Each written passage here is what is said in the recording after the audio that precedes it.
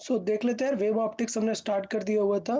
Wave optics में third lecture जो previous lecture था हमारा, उस पे एक बार देख लेते हैं। हमने वाईडीए से स्टार्ट कर दिया हुआ था, यंग्स डबल स्लिट एक्सपेरिमेंट, और उसमें मैंने बताया हुआ था कि ये बिल्कुल ही इंटरफेरेंस पे बेस्ड एक्सपेरिमेंट है।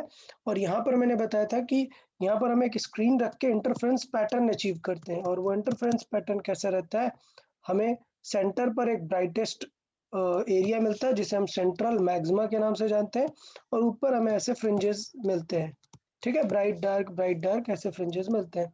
तो हमने इसका पहले सॉल्विंग मेथड देखा था कि सारी चीजें वैल्यू वाइज कैसे देखेंगे। हमने बोर्ड्स के लिए सॉल्व करने का टेक्निक देखा था, जिसमें पार्ट डिफरेंस कितना आया था, Y D by D. But ये दो स्पेशल केसेस को कंसिडर करके, किनको, ये कभी नहीं भूलना है कि ये हमेशा वैलिड नहीं है। कब के लिए वैलिड है, सिर्फ ये अगर केसेस सेटिस्फाई हो रहे हैं देन ओनली।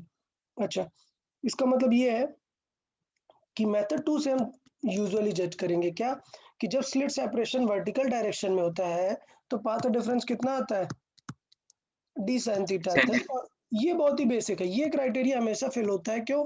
क्योंकि यूजुअली जो स्लिट की डिस्टेंस है वो इसके रेस्पेक्ट में बहुत कम रहती है, बहुत क्लोज रखते हैं स्लिट। तो ये डी साइन थीटा मतलब आप ये मानिए ऑलवेज वेरीफाई होता है। अच्छा, ये डी साइन थीटा कब के लिए है, जब ये स्लिट कैसी है, वर्टिकल है। सोचो अगर ये स्लिट में हॉरिजॉन्टल कर देता तब, वैसे मैं अभी आगे एग्जांपल कराऊंगा, टेंशन नहीं लेना है। लेट से अगर मैं स्लिट हॉरिजॉन्टल कर देता तो मैं एक क्लोजेस्ट अप्रोच लेता इस तरीके से। तो अगर मैं यहाँ पर परपेंडिकुलर डालता इस तरीके से, ये परपेंडिकुलर यहाँ पर रहता, डन। तो इसका मतलब ये हो जाता हमारा पार्ट डिफरेंस। इस बार दोनों स्लिट के बीच का डिफरेंस क्या है, ये डी है। ठीक है, और हमने कंसिडर किया होता है कि ये कितने एंगल पर है, थीटा एंगल पर बन रहा है, मतलब ये एंगल भी क्या हो जाएगा, थीटा। तो बताओ ये डेल्टा एक्स कितना आ जाएगा इस बार, बिकॉज डी कॉस थीटा आ जाएगा। तो अगर स्लिट्स वर्टिकल है तब क्या आता है, साइन थीटा साइन थीटा। और अगर हॉरिजॉन्टल है तो cos theta. D cos theta आता है। ठीक है, जो लेक्चर अटेंड कर रहे हैं उन्हीं को पता चलेगा, क्योंकि मैंने ये रेज कर दिया। ठीक, तो आपको पहले से अगर आइडिया रहता है तो माइंड जल्दी काम करता है, क्लिक करता है, नहीं तो चीज़ें थोड़ा टफ रहती हैं। अभी फिर मैंने बात की सेकंड कंडीशन कि यार ये जो y है, y क्या है यार, बताओ y क्या है,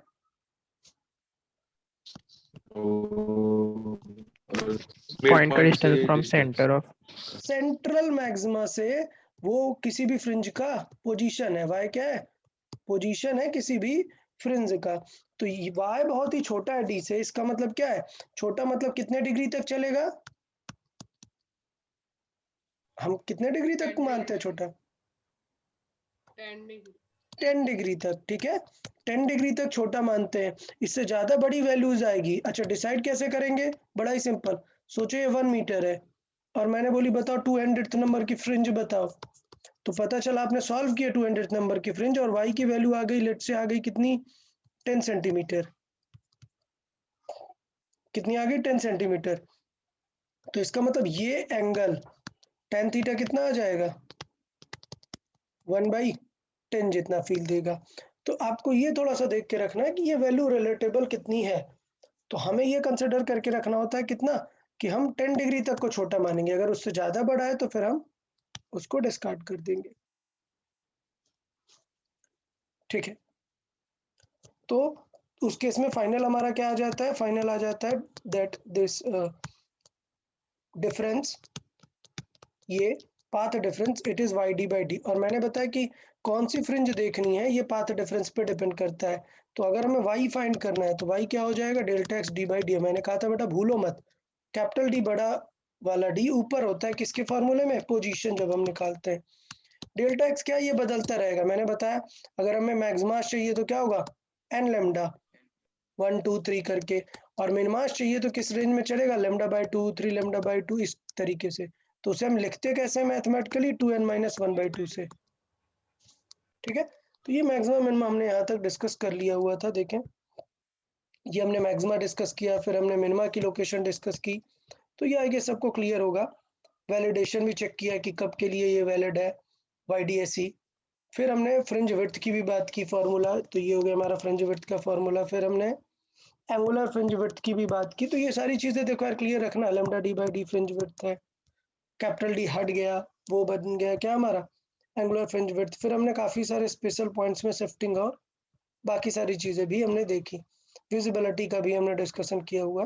तो यहाँ तक हमने चीजों को डिस्कस कर लिया।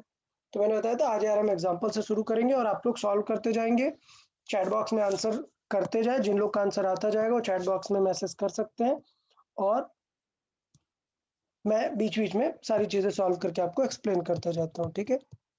तो स्टार्ट कर लेते हैं सिंपल क्वेश्चन के साथ। Practice in a YDSE experiment, ठीक है, Young's double slit experiment,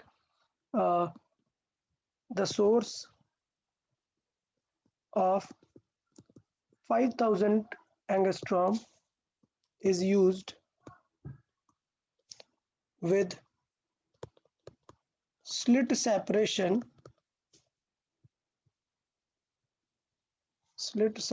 of, let's say slit separation को हमें काफी कम रखना है, let's say 1 mm and screen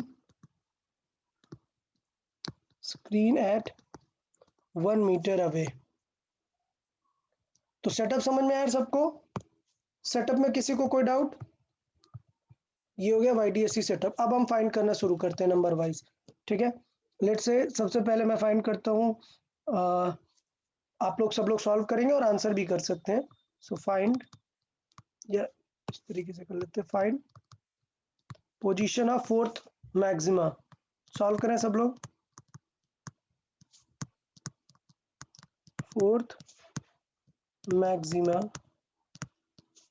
from central maxima. हमेशा सारी डिस्टेंस किससे बताएंगे? अगर कुछ बोला भी नहीं है तो हम सेंट्रल मैक्सिमा से ही बताएंगे। चलो सॉल्व करें यार, क्या हो जाएगा आप लोग बताएं, क्या फॉर्मूला होगा? फोर्थ मैक्सिमा चाहिए।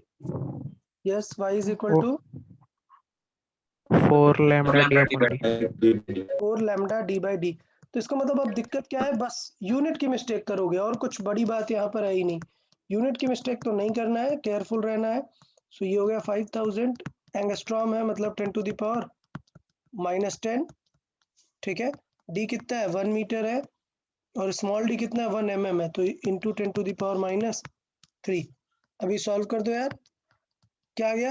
ये -3 कैंसिल, 7 से 3 जीरोस और कैंसिल हुए, कितना आया? 4, ठीक है।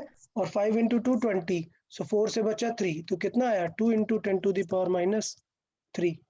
समझ आया? तो थर्ड फ्रिंज कितनी दूर पर बनेगी? 4 mm पर, सॉरी 2 mm पर। क्लियर? बताएं इसमें किसी को कोई डाउट? ओके, तो ये अभी बिकॉज फर्स्ट क्वेश्चन था तो इसलिए मैंने चीजें आपको प्रॉपर लिख दी है, कोई टेंशन वाली बात नहीं है। तो इस तरीके से मिनिमा भी डिसाइड कर सकते हैं। अब मैं शॉर्ट में लिखूंगा, फाइंड सिक्स्थ मिनिमा। चले जल्दी से आंसर करें चैट बॉक्स में मुझे, फास्ट। सिक्स्थ मिनिमा,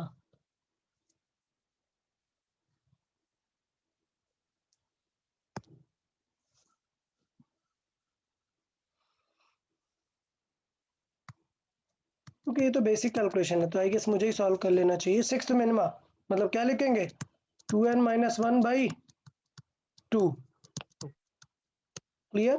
तो कितना हो जाएगा? 6 इंटू 2 12 - 1 11 बाई 2। सिक्स्थ मिनिमा मतलब 11 by 2।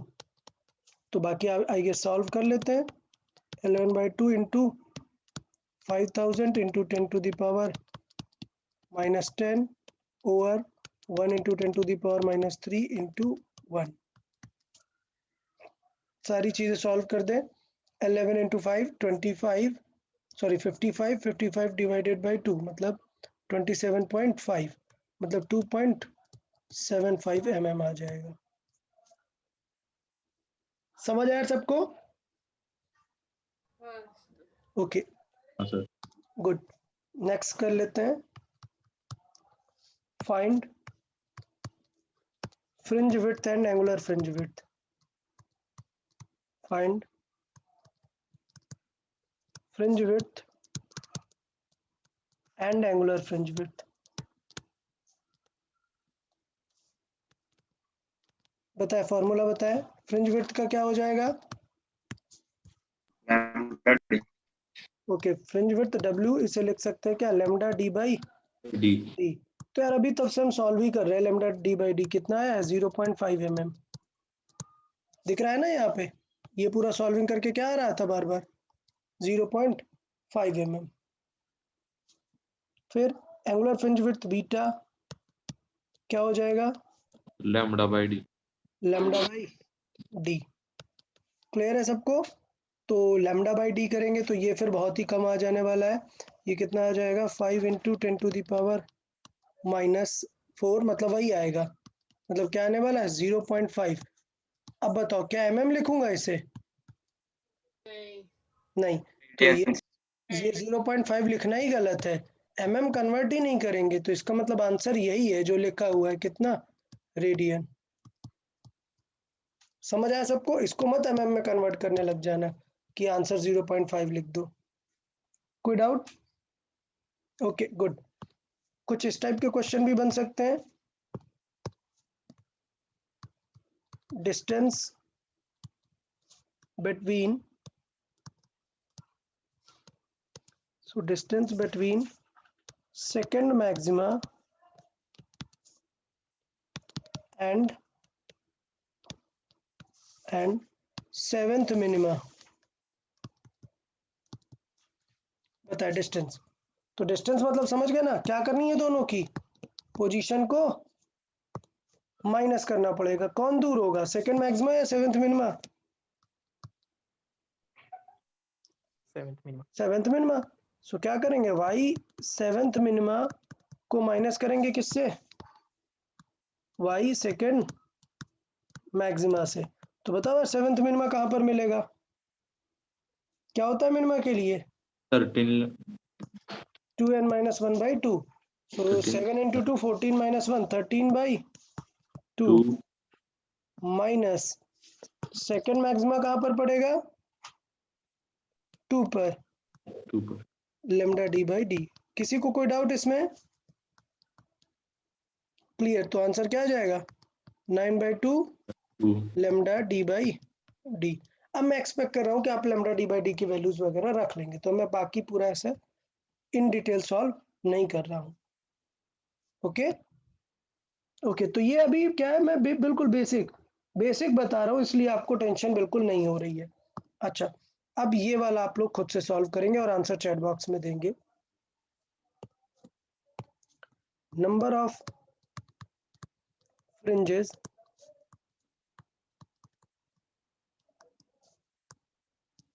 In 1 centimetre of screen.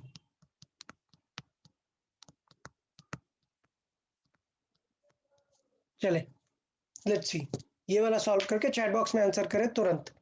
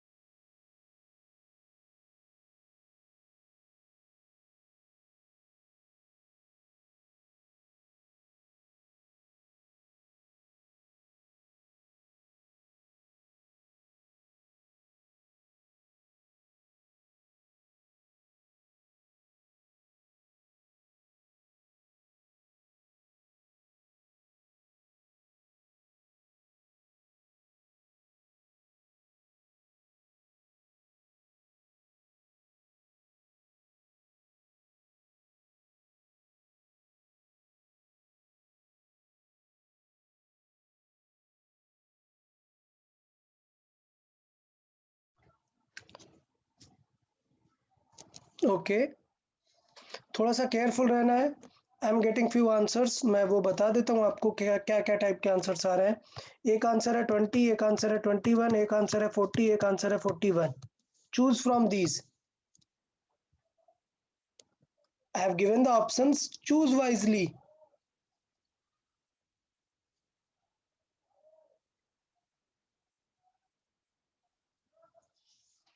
Choose wisely properly. Okay, बताएं। Who is like sure, क्या हो सकता है बताएं।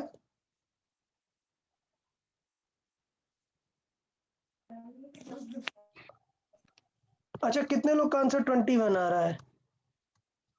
किसी का आ रहा है क्या? नहीं। नहीं। अच्छा, 20 किन को आ रहा है? हाँ 20 है। सर मुझे 20, ओके ठीक है। प्रथमेश, कोई डाउट क्या? नहीं वो Okay. 20।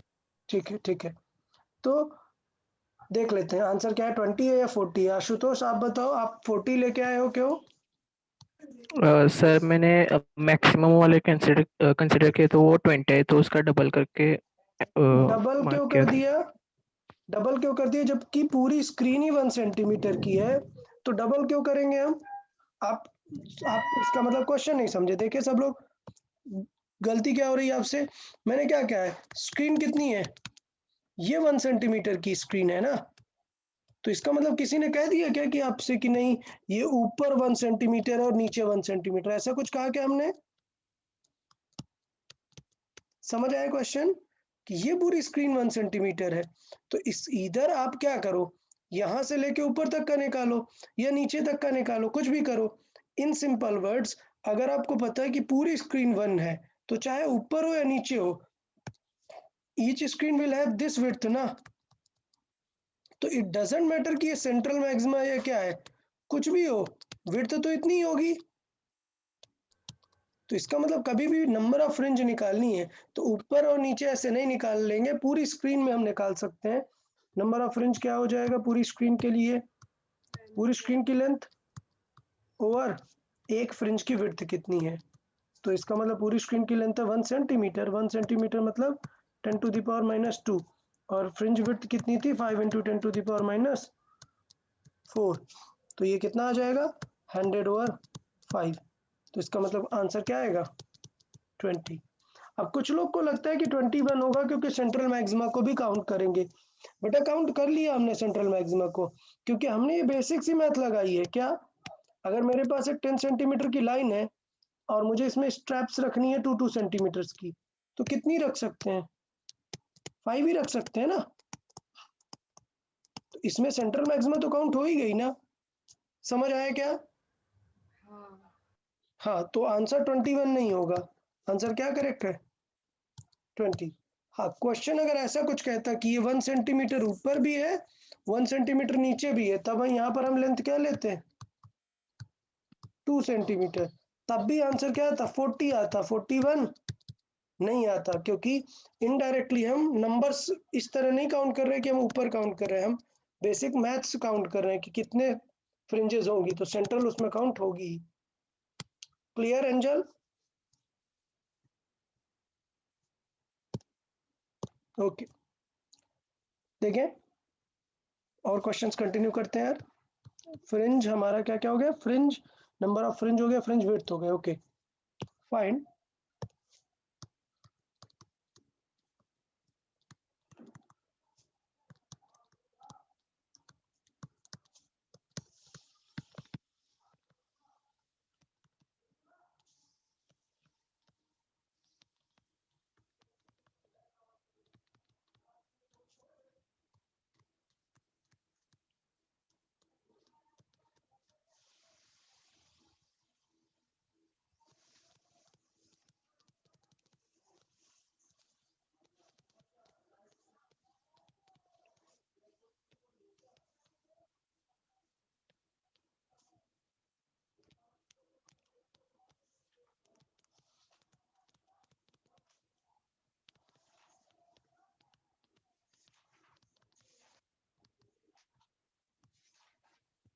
ओके, सॉल्व करें। ये बहुत ही अच्छा क्वेश्चन है और हमें इसके लिए प्रॉपर आइडिया चाहिए।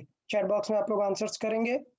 आपको याद आ रहा है ना कैसे निकालते हैं इंटेंसिटी वाला रिलेशन? कोई फॉर्मूला बताओ इंटेंसिटी वाला फॉर्मूला, रिजल्टेंट इंटेंसिटी का।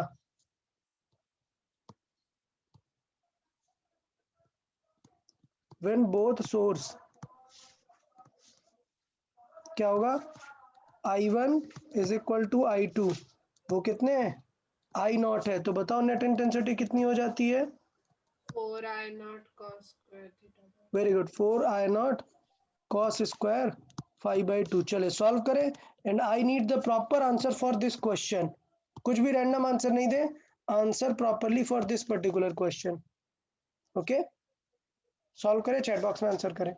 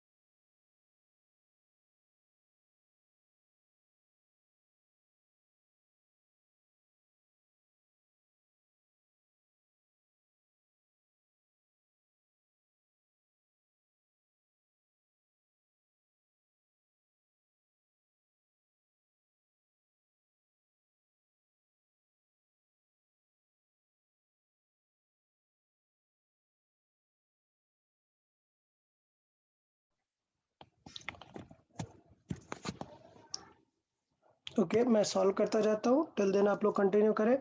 आई नेट क्या है बताओ? क्वेश्चन के अकॉर्डिंग हमें नेट कितनी चाहिए बताएं? In क्वेश्चन के according I0. Same intensity as source, source की इंटेंसिटी क्या है? I0, तो हमें कितना चाहिए? हमें I0 चाहिए। समझ आ गया यार सबको? 4I0 cos square 5/2। तो यार देखो, अब सॉल्व कर लेते हैं। I0 कैंसिल आउट होगा, 1/4 होगा, फिर हमें स्क्वायर रूट लेंगे, तो ये बन जाएगा क्या? 1/2 इज इक्वल टू आ जाएगा cos 5/2। 1/2 हमें पता है किसकी वैल्यू होती है? cos 60 डिग्री की। तो इसका मतलब 5 इज इक्वल टू कितना आ जाने वाला है? 5 की वैल्यू बताए? 120 डिग्री। 120 डिग्री मतलब वेवलेंथ वाइज कितना दूर होगा? 2π/3। तो बताओ पाथ कितना दूर होगा? पाथ डिफरेंस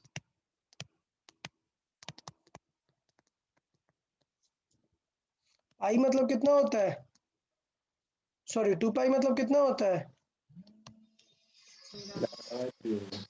हाँ, 2π मतलब लेमडा। तो 2π/3 मतलब किसको बिलोंग करेगा? लेमडा/3 3. को ना। सो यहाँ पे लिख लो यार, इतना क्या टेंशन है? बिकॉज 2π बिलोंग्स टू लेमडा, तो इसका मतलब 2π/3 कितना हो जाएगा? लेमडा/3। कोई डाउट क्या इसमें? नहीं.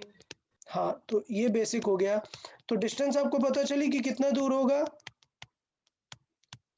लेमडा/3। बट ये लेमडा/3 कब है? आपको ये जरूर केयरफुली याद रखना पड़ेगा। मैं बता रहा हूँ, कभी भी गलती ना करें, तुरंत आप बना ले कि हमने ये जो चीजें डिराइव की है, ये किस रेफरेंस को लेकर डिराइव की हैं। याद रखें, इससे हमने जीरो लेके डिराइव किया है। अगर हम जीरो रख देते हैं तो हमारा आंसर आता है इस तरीके का। कोई डाउट किसी को? इंटेंसिटी वेरिएशन सबको समझ आया कि हमने इस तरीके से डिराइव किया है। ये क्या डिस्टेंस है हमारी? ये कौन सी डिस्टेंस है? मिनिमा कहाँ पर मिल जाता है? λ/2. λ/2 मतलब कहाँ पर? पाए पर। तो ये एंगल वाइज है पाए, ये हो गया अपना माइनस पाए, ज्यादा इससे टेंशन नहीं है। पाए मतलब कितना? λ/2। 2. डन। तो इसका मतलब आई नॉट इंटेंसिटी कहां पर होगी, यहां पर होगी। क्लियर? ये डिस्टेंस कितनी होगी, लेमडा बाई 4।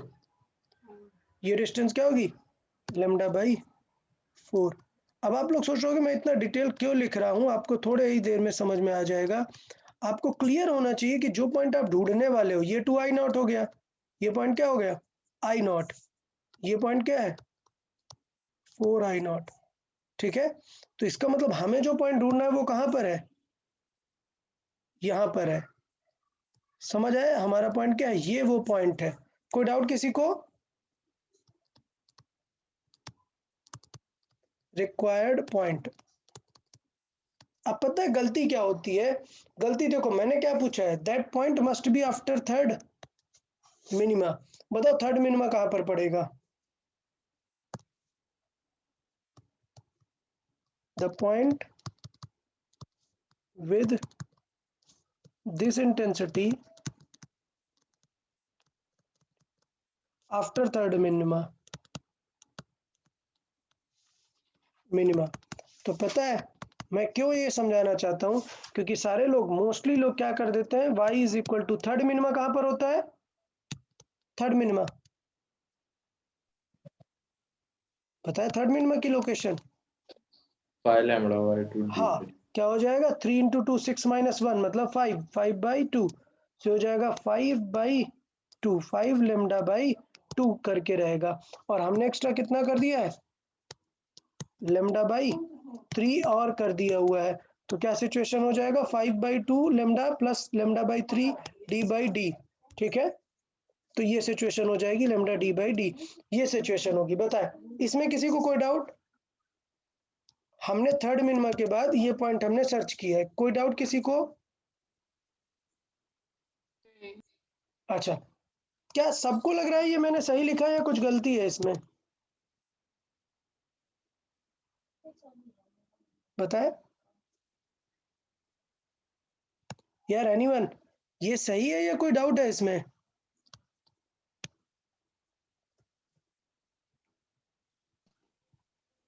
आशुतोष बताएं, सही है या डाउट है? देखें यार, अगर आप इसे सही बोल रहे हो इसका मतलब आपने ये समझने का ट्राई नहीं किया। मैंने इतनी सारी चीजें एक्सप्लेन की, क्यों? क्योंकि मैं ये बताना चाहता हूं कि ये जो डिस्टेंस होती है ये कहां से होती है,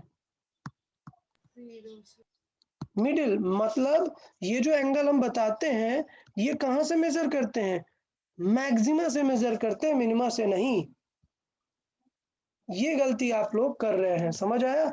मैं ये क्यों समझाना चाह रहा था आपको कि ये जो हम सेटअप यहाँ पर बना रहे हैं, this path difference is considered from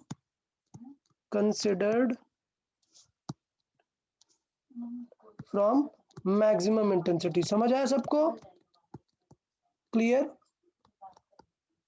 situation समझ आई या नहीं, बताए? that point is considered from max intensity। ये क्लियर, सबको समझ में आया? तो मिनिमा से हम नहीं ऐड कर सकते ना यार, आइडिया क्लियर हुआ या नहीं?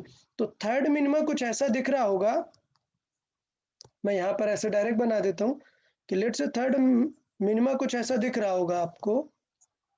ये अगर मेरा थर्ड मिनिमा है, तो अगर मुझे बोलता कि इसके जस्ट बाद चाहिए, तो इसके जस्ट बाद मतलब वो पॉइंट यहां कहीं पर होगा ना, आई नॉट इंटेंसिटी का। आपको बात समझ आया? तो क्या ये वाली डिस्टेंस है क्या लेमडा बाई 3? नहीं, कौन सी डिस्टेंस होती है लेमडा बाई 3? मैक्सिमा से। इसका मतलब कल वैसे मैंने ये चीज बताई थी ना यार आप लोग को, ये कौन सी डिस्टेंस है लेमडा बाई 3? ये डिस्टेंस है लेमडा बाई 3। कोई डाउट किसी को? तो इसका मतलब ये हम क्या कर रहे हैं, रॉन्ग। अगर मैं पूछता कि थर्ड मैक्सिमा के बाद बताओ, तो मैक्सिमा के बाद चलता है, मैक्सिमा के बाद ये वाला पॉइंट लेमडा बाई 2 पे ही रहेगा। मैं फिर से बना के आपको दिखा देता हूं कि ये जो पॉइंट है इधर पर मैक्सिमा से जब आप मेजर करेंगे तो ये भी पॉइंट लेमडा बाई 3 ही रहेगा, बट मिनिमा से नहीं रहेगा। ये बताइए, ये आपको समझ आया या नहीं?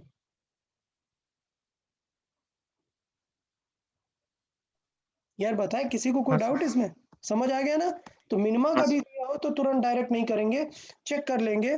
तो आप समझ गए, मुझे अगर ये वाली डिस्टेंस चाहिए तो मुझे लेमडा बाई 3 माइनस कर देना चाहिए, अगर मेरा टारगेट ये डिस्टेंस फाइंड करना है। समझ आया? अब बताओ किससे लेमडा बाई 3 माइनस करना चाहिए हमें? इस वाले डिस्टेंस से। अब बताओ ये कितनी होती है, ये डिस्टेंस, ये डिस्टेंस कितनी होती है? ये lambda by पूरी लेमडा बाई 2। 2 ठीक है, तो अब आप समझ गए आपको क्या करना है। What should be the actual answer? lambda by 2 minus या, lambda वेरी गुड। सो देखिएगा मैं क्या करूंगा, मैं करूंगा थर्ड मिनिमा प्लस, अभी क्या करूंगा, lambda by 2 minus lambda by 3 करूंगा। किसी को कोई डाउट इसमें? नहीं sir. ओके गुड, तो अभी हमारा काम बन गया। तो क्या आंसर आ जाएगा, लेमडा बाई 6 आ जाता है। सो y इज इक्वल टू, देखिएगा ये अपना हो गया 5/2, और 5/2 5 लेमडा बाई 2 प्लस ये क्या आ जाएगा, lambda by 6 D by D. तो इसका मतलब सॉल्व कर देते हैं यार इसको, कितना हो जाएगा 15, 3 का मल्टीप्लाई कर देते हैं, 15 + 1 16/6 लेमडा डी बाई डी। सो इसे और सॉल्व कर देते हैं, ये क्या आ जाएगा 8/3 लेमडा डी बाई डी। किसी को कोई डाउट इसमें? क्लियर बात समझ आया सबको, क्या हमने सॉल्विंग की? ओके। तो मैक्सिमा के लिए टेंशन नहीं लेना, मैक्सिमा के लिए तो ये जो हम निकालते हैं वो रहता ही है, मिनिमा के लिए बस आपको थोड़ा सा ध्यान देना पड़ेगा। इसलिए मैंने क्वेश्चन में मैक्सिमा नहीं दिया, जानबूझ के मैंने क्या दिया हुआ है, मिनिमा दिया हुआ है, जिससे आपको कॉन्सेप्ट क्लियर है। क्योंकि मैक्सिमा तो कोई भी तुरंत कर देता है, फॉर्मूले से निकाला और कर दिया। इसलिए मैंने यहाँ पर ये फिगर आपको बनाया पहले, कि आपको चीजें क्लियरली समझ में आ जाए। डन? यहाँ तक ओके है सबको, ये वाला पोजीशन फाइंड करने का? ओके, लेट्स से दूसरा आगे क्वेश्चन कंटिन्यू करते हैं। कौन सा नंबर हो गया, 5th 6th, ओके ठीक है। So let's say solve this one.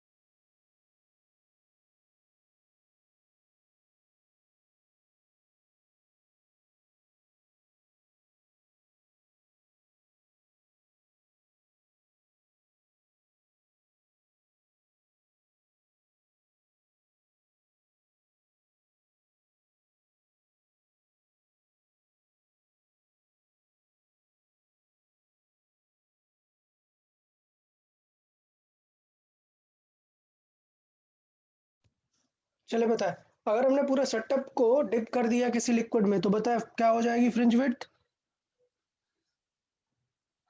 W by lambda refracted by n हाँ, so let's say W dash क्या हो जाएगी, वो डब्ल्यू बाय एन कर देना है हमें।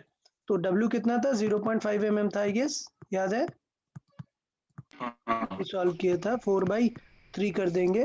तो जो भी आंसर आएगा, मतलब देख लेंगे अपन, 1.5 डिवाइडेड बाई 4 mm, इतना आंसर आ जाएगा। कोई डाउट इसमें किसी को? नहीं sir. हाँ, अब बताओ शिफ्ट क्या होगा, पोजीशन ऑफ सेंट्रल मैक्सिमा कितना शिफ्ट होगा, बताएं। सेटअप को लिक्विड में डिप करने से सेंट्रल मैक्सिमा कितना शिफ्ट होता है? अच्छा, किस तरफ शिफ्ट होगा, ऊपर या नीचे?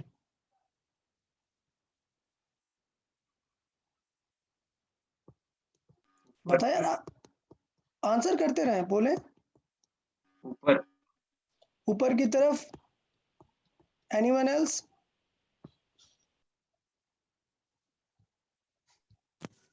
सर शिफ्ट ही नहीं होगा। हाँ भाई शिफ्ट क्यों होगा यार, तुम लोग क्या करते हो, कल बताया था ना, पूरा लिक्विड डिप करने से पूरा लैम्डा बदल गया। पैटर्न शिफ्ट होता है क्या कहीं? नहीं होता, याद रखो। No shift in central maxima, no shift in central maxima. किसी को कोई डाउट क्या इसमें? ओके अच्छा,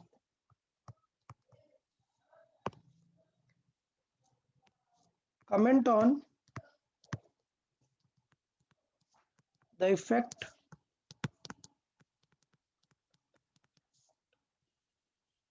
of screen moving closer or going far away। बताए क्या सिचुएशन होगी अगर हम स्क्रीन को पास लाएंगे और या फिर स्क्रीन को दूर लेके जाएंगे? सिचुएशन समझ आई? सो जब स्क्रीन को पास ला रहे हैं बताएं क्या होगा?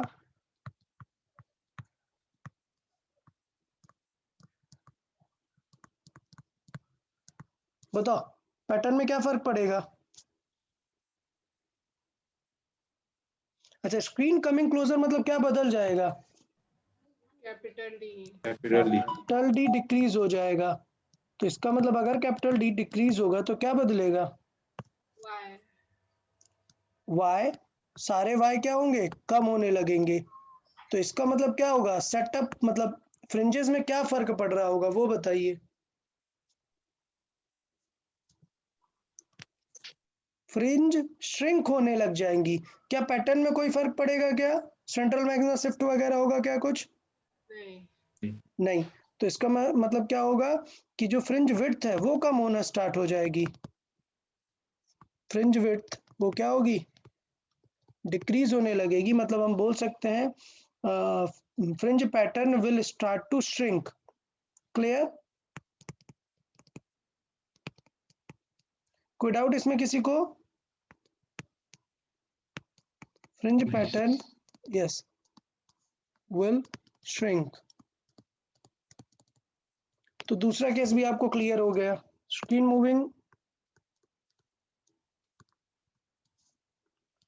मूविंग अवे, इसका मतलब क्या हो रहा है? डी बढ़ रहा है। और अगर डी बढ़ेगा तो क्या सिचुएशन होगी? कैसे होने लगेंगी fringe? Fringe pattern will become wider. Okay,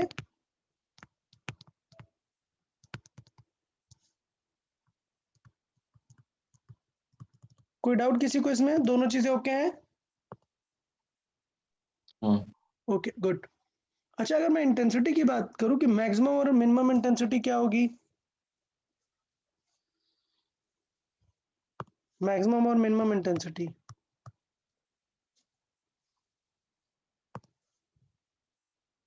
तो मुझे लगता है ये तो क्लियर है, मतलब कोई टेंशन नहीं है इसमें। मैक्स एंड मिनिमम इंटेंसिटीज,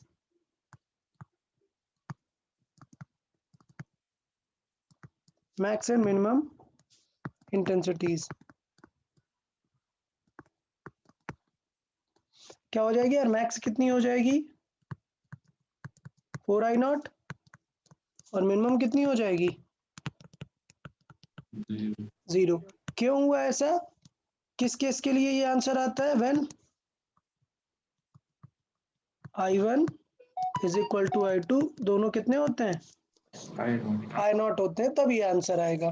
ठीक, अब हम बदल देते हैं क्वेश्चन। क्या आपको बताना है? Find minimum, find the ratio of max to min and visibility ratio when slit 1 is wider 4 times than slit 4. समझ आया? Sorry, slit 2. क्वेश्चन समझ आया? क्वेश्चन समझ आया कि क्या हुआ? क्वेश्चन ये हुआ कि क्या स्लिट के बीच की डिस्टेंस चेंज की? क्या कुछ नहीं हुआ। ये कि slit 1 is more wider than slit 2. बताए, क्वेश्चन समझ आया क्या सबको? क्या हुआ? Slit 1 is more wider than slit 2. बताओ उसकी विड्थ से क्या फर्क पड़ता है? Inten- किस चीज पे फर्क पड़ता है? स्लिट विड्थ से किस चीज पे, अमाउंट पे फर्क पड़ता है? Intensity. इंटेंसिटी पे, लाइट इंटेंसिटी पे फर्क पड़ता है. सो मैं सीधा लिख सकता हूँ क्या? Slit width. दो चीजें होते हैं. स्लिट सेपरेशन मतलब क्या होता है? Small d. Small D. और स्लिट सेपरेशन जो लिया जाता है वो ऐसे सेंटर से लेते हैं, ठीक है? तो ये होगा, ये जो हम सेंटर से लेते हैं इसको बोलते हैं डी, स्लिट सेपरेशन. और ये जो है ये होती है स्लिट विड्थ. ठीक. अच्छा, मैं यहाँ पे लिखता हूँ स्लिट विड्थ. वो डायरेक्टली किस पे डिपेंड करती है? इंटेंसिटी पे. तो इसका मतलब क्या होगा? अगर स्लिट 1 4 टाइम्स वाइडर है तो क्या होगा? Slit 1 is 4 times of slit 2. इसका मतलब क्या होगा? S1 की इंटेंसिटी 4 हाँ, टाइम्स. S1 की इंटेंसिटी 4 टाइम्स ज्यादा होगी. तो मैं यहाँ पे लिख सकता हूँ I1 की इंटेंसिटी 4 टाइम्स ज्यादा होगी. किससे? I2 से. कोई डाउट यहाँ पर? अच्छा, तो हमें क्या बताना है? फाइंड क्या करना है? चलो बताओ यार, क्या फाइंड करना है? आई मैक्स और आई मिन. तो बताते हैं यार, आई मैक्स और आई मिन. बताए, मैक्स कैसे निकालते हैं? आई मैक्स क्या होता है? आई मैक्स कैसे निकालते हैं अगर I1 I2 पता है तो? I1 plus I2. अच्छा, रूट वगैरह कुछ याद नहीं है? Sorry, root I1 plus root I2 और इसका भी Square. स्क्वायर. तो यार कंफ्यूज नहीं हो, गलती नहीं करें, थोड़ा सा केयरफुल रहेंगे. रूट I2 का स्क्वायर. तो यार अब मैं डायरेक्ट कर लेता हूँ. I1 को क्या लिख सकते हैं? 4 टाइम्स ऑफ I2. क्लियर? अच्छा चलो लिख देते हैं यार. ये हो गया 4I2 प्लस रूट I2. यहाँ पर हो गया कितना? 4I2 माइनस रूट I2 और इनका स्क्वायर. तो 4 का रूट क्या आएगा? 2. 2 प्लस 1 कितना आएगा? 3 रूट I2. और यहाँ पर कितना आएगा? 2 माइनस 1 मतलब जस्ट रूट I2. तो आंसर कितना आ गया? 9:1. 1. कोई डाउट किसी को इसमें? मतलब मैक्सिमम इंटेंसिटी 9 टाइम्स होगी as compare to minimum intensity. Done. अच्छा, दूसरा क्या पूछा है मैंने? Visibility ratio. बताया विजिबिलिटी रेशियो कैसे डिफाइन है? I max plus I min upon I max minus I min. Okay. So सोचे, ऊपर माइनस रहता है ऊपर प्लस रहता है?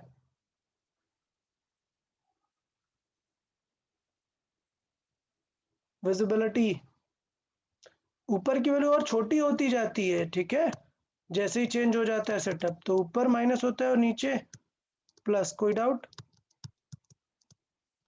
ओके. अब देखो, अब यार आराम से करना. आई मैक्स और रेशियो क्या है? 9/1 है ना. तो मैं इसको ऐसे बोल सकता हूँ ना, ये 9x है और ये x है, ये 9x है और ये x है. सबसे बेस्ट मेथड है सॉल्विंग का. तो क्या आंसर आ जाएगा? 8/10 मतलब 4/5. 0.8. कोई डाउट किसी को इसमें? समझ आया सारी चीजें? क्लियर?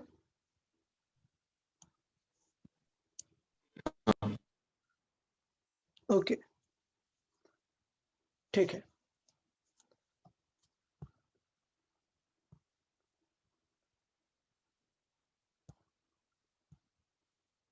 चले लेट्स से 10th हो गया, 11th नंबर और ऐड करते हैं। Find the separation between fourth order minima।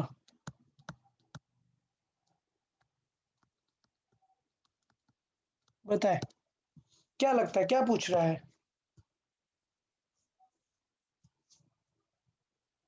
Question का मीनिंग क्या है, क्या पूछ रहा है वो? Find the separation between fourth order minima मतलब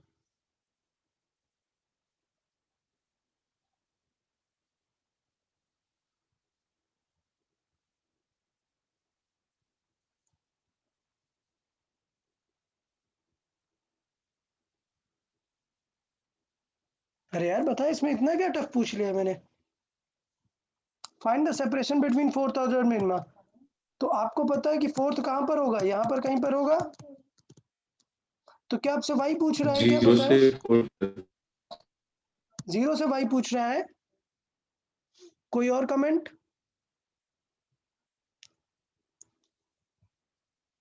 यार देखो यार, बोलते रहो यार, कुछ आपको बताना पड़ेगा ही। सिचुएशन बताएं। क्वेश्चन में क्या पूछ रहा है? y0 to 4 पूछ रहा है क्या? नहीं, क्या पूछ रहा है फिर? थर्ड और फोर्थ के बीच का डिस्टेंस। थर्ड और फोर्थ के बीच का डिस्टेंस। और कोई? यार आप मुझे ये बताओ, सेपरेशन पूछ रहा है बिटवीन। बिटवीन मतलब क्या होने चाहिए? दो चीजें होनी चाहिए ना। कौन सी दो चीजें हैं यहाँ पर? दिया तो सिर्फ एक ही है। स्क्रीन के ऊपर का फोर्थ और स्क्रीन के नीचे का फोर्थ। हाँ, कितना सिंपल सा था यार। क्या पूछ रहा है? Separation between fourth order minima. समझाया है भाई, जो चीज ऊपर मिल रही है सेम चीज नीचे भी तो मिलेगी ना। उनका नंबर क्या नया स्टार्ट कर दोगे क्या? 20 30 ऐसे रखोगे क्या? नहीं ना, वो भी तो ऐसे ही स्टार्ट होंगे 1 2 3। तो इसका मतलब फोर्थ कितनी जगह मिलेगा आपको? दो जगह पे। तो समझ आया? आपसे वाई नहीं पूछ रहा है, एकदम आंसर गलत कर दोगे। इसका मतलब आपसे क्या पूछ रहा है? वाई नहीं पूछ रहा है, आपसे पूछ रहा है फोर्थ। फोर्थ, ठीक है। हमसे क्या पूछ रहा है एग्जैक्टली ये? डन, मतलब कितना? 2y पूछना चाह रहा है। समझ आया? सेपरेशन कितना हो जाएगा फोर्थ ऑर्डर के लिए?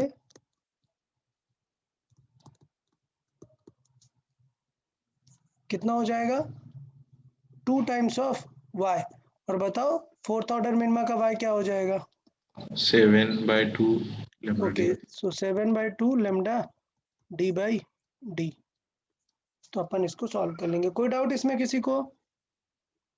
No sir. ओके गुड, चले next.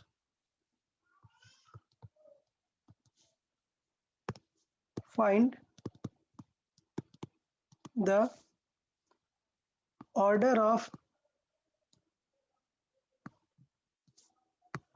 fringe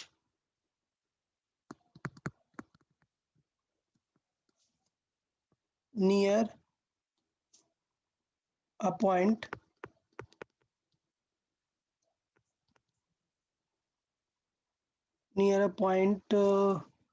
let's say 5 centimeter from central maxima।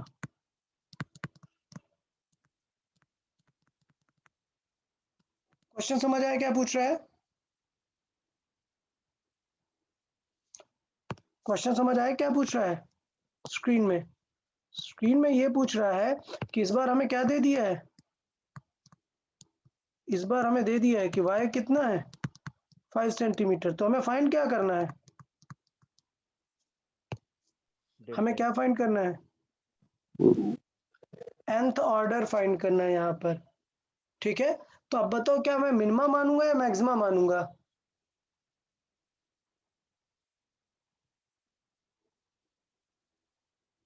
हम बता सकते हैं क्या? हमें पता है क्या? नहीं पता। हमें पता है क्या? नहीं पता। हम सॉल्व करेंगे उसे क्या मान के?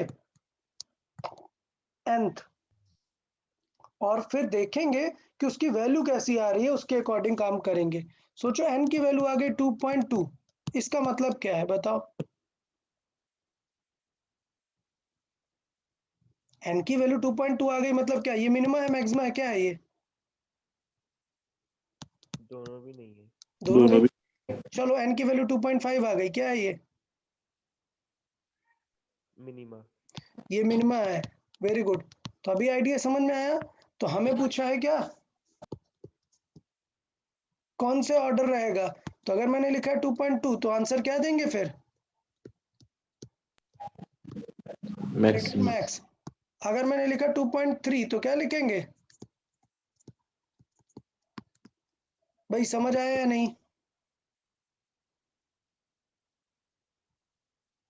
यार समझ आया सबको?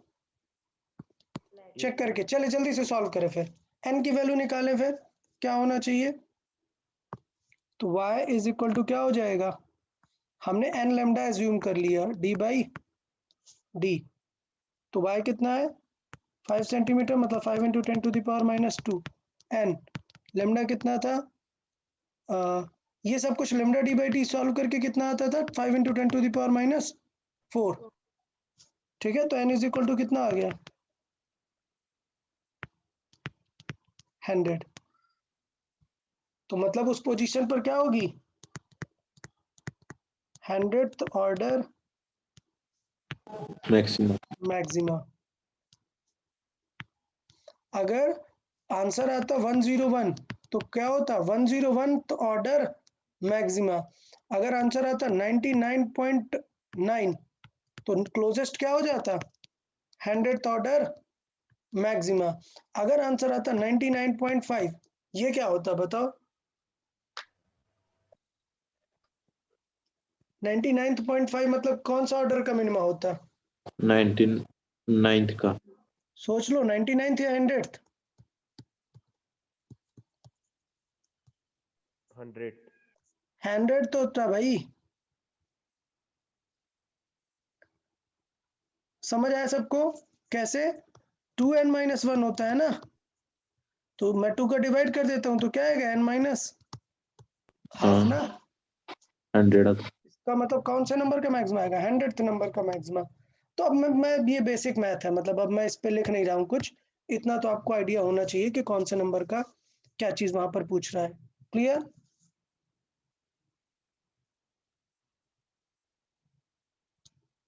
ओके। हाँ। चले, अब और थोड़ा सा अलग पॉइंट पूछ लेते हैं।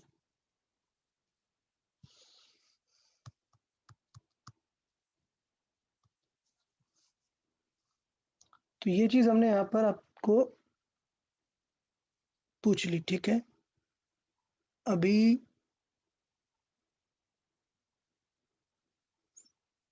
लेट से मैं करता हूँ, अगर हमसे इंटेंसिटी पूछ लेता कि यार उस पॉइंट की इंटेंसिटी कितनी है, कोई एक रैंडम पॉइंट दे देता और उस पॉइंट की इंटेंसिटी पूछ लेता, तो इंटेंसिटी चेक कर लेते हैं। अगर मैक्सिमा है तो वो इंटेंसिटी फुल रहेगी, अदरवाइज हम क्या करेंगे?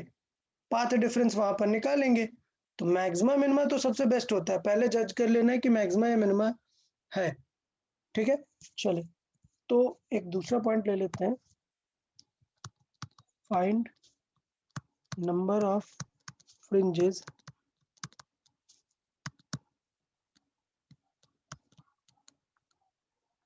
till a point at 30 degree position from central maxima।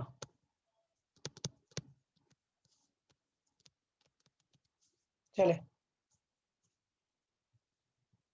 मतलब सेंट्रल मैक्सिमा से 30 डिग्री के पोजीशन पर कौन सा नंबर का वो रहेगा। ओके, सॉल्व करें, आंसर चैट बॉक्स पे करें। मतलब हमने क्या पूछा हुआ है?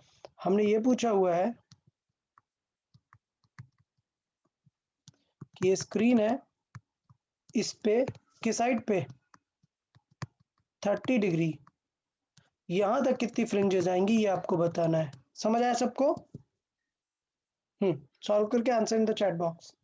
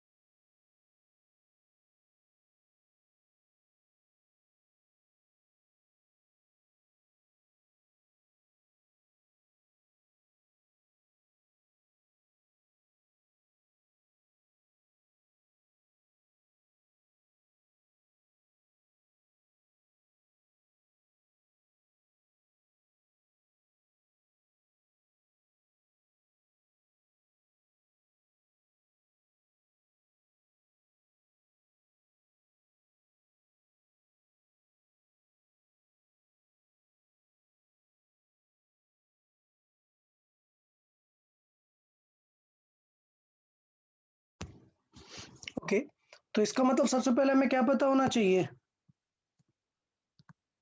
ये y पता होना चाहिए, ये क्या है हमारा d। तो y पता करने के लिए क्या लगाना चाहिए हमें यहाँ पर? tan 30 degree. किसी को कोई डाउट? यार बताते चलो, y बाय डी आ जाएगा। क्लियर? तो y की वैल्यू कितनी आ जाएगी? d√3। हाँ, सो tan 30 डिग्री वो अपन लिख लेंगे और इंटू डी। तो डी कितना है अभी? 1 मीटर। tan 23 कितना है? tan 30√3 into 1 metre. ठीक है, तो आंसर क्या है? 1/√3। अब हमें नंबर ऑफ फ्रिंजेस चाहिए, तो बताओ नंबर ऑफ फ्रिंजेस कैसे निकाल सकते हैं? इधर हम लिख सकते हैं y is equal to n lambda d/d, और क्या लिख सकते हैं? This length over fringe width. तो वो नंबर ही दे देगा ना हमें। समझ आया? हाँ, तो मैं दो तरीके से लिख सकता हूँ। मैं ऐसे लिख सकता हूँ y इज इक्वल टू, कैसे लिख सकता हूँ, n लेमडा d/d, जो कि ये क्या है? इनडायरेक्टली क्या है? w है, फ्रिंज विड्थ है। तो मैं इस तरीके से भी लिख सकता हूँ, और n इज इक्वल टू क्या हो जाएगा? This length divided by fringe width. तो लेंथ कितनी है? 1/√3, और फ्रिंज विड्थ कितनी है? 5 इंटू कितनी? 10⁻⁻⁴। क्लियर सबको? तो इसका मतलब क्या आंसर आ जाएगा नंबर ऑफ फ्रिंजेस का?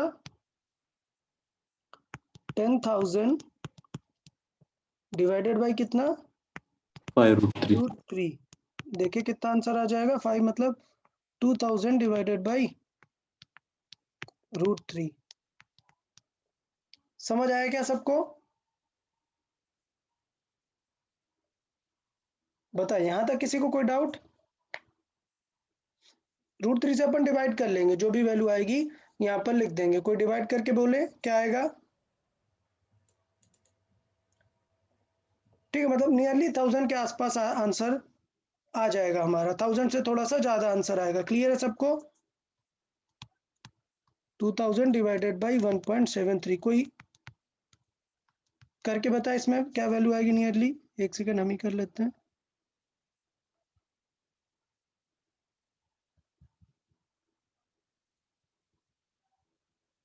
1156। ओके, सो आंसर आएगा नियरली 1156। कोई डाउट किसी को इसमें?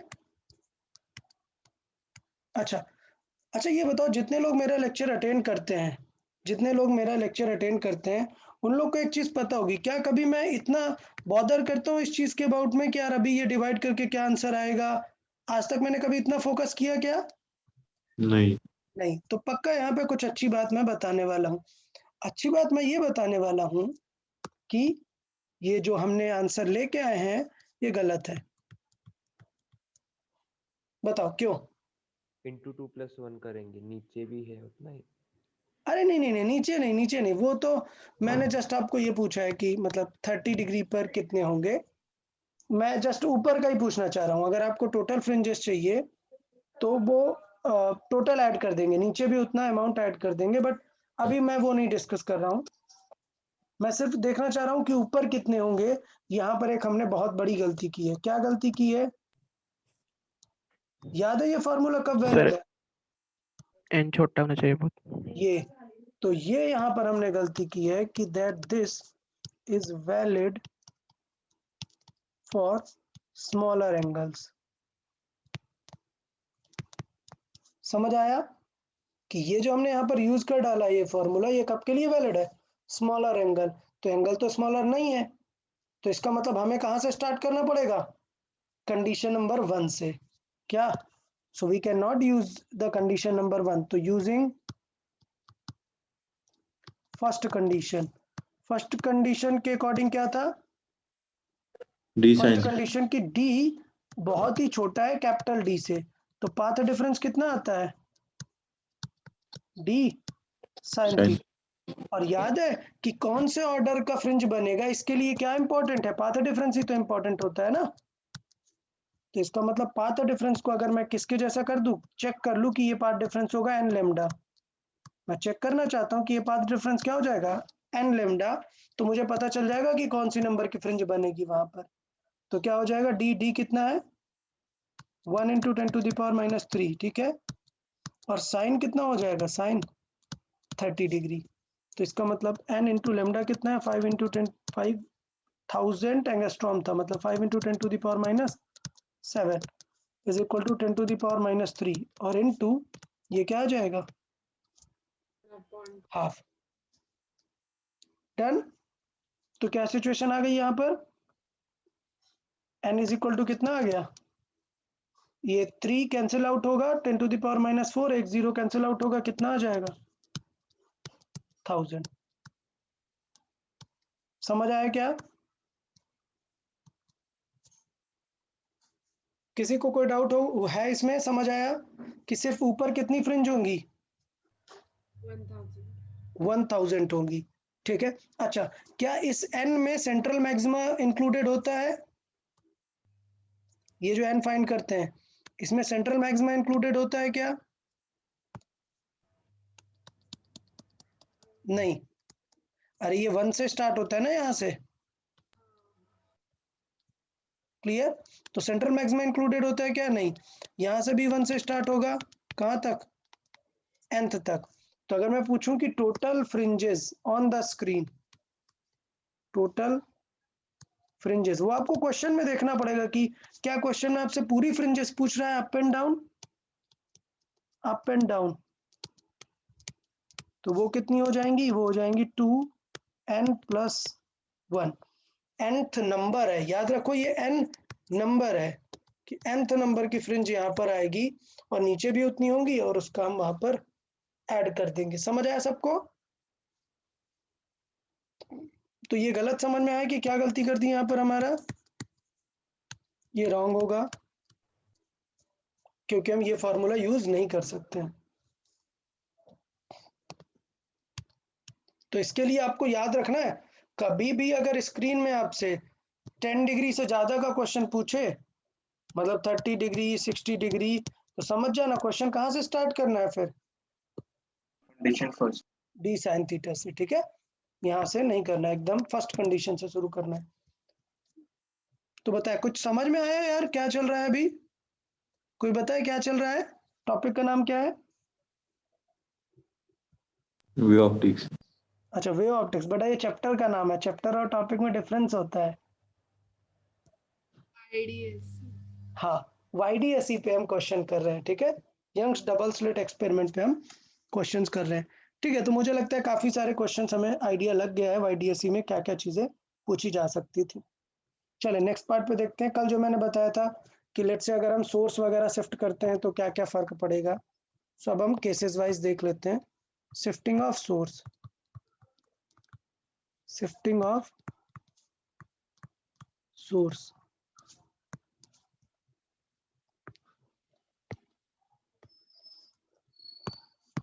ओके, शिफ्टिंग ऑफ सोर्स में देखें, कल मैंने बता भी दिया था ये चीजें थोड़ी सी कि सपोज ये स्लिट्स है और ये स्क्रीन है, और अगर हमने सोर्स को शिफ्ट कर दिया, पहला था ये हमारा सोर्स का लेट्स से इनिशियल कंडीशन थी कुछ, लेट्स से ये इनिशियल कंडीशन थी और हमने सोर्स को थोड़ा सा ऊपर शिफ्ट कर दिया, तो ये हो गया हमारा सोर्स। तो समझाया था अगर सोर्स को ऊपर शिफ्ट किया है तो सेंट्रल मैक्सिमा किस तरफ जाएगा, बताएं। नीचे की तरफ जाएगा, ठीक है। क्यों? क्योंकि ऊपर वाले को कम डिस्टेंस ट्रैवल करना है, तो नीचे वाले में सेकंड सेट में उसे कम डिस्टेंस ट्रैवल करना पड़ेगा। इस लॉजिक से हमने कंक्लूड किया था कि यार सिचुएशन होनी चाहिए कुछ ऐसी कि सेंट्रल मैक्सिमा शिफ्ट होगा नीचे। डन। तो इस कैलकुलेशन में मुझे लगता है किसी को कोई डाउट नहीं होगा कि सेंट्रल मैक्सिमा कहाँ शिफ्ट होगा, नीचे शिफ्ट होगा।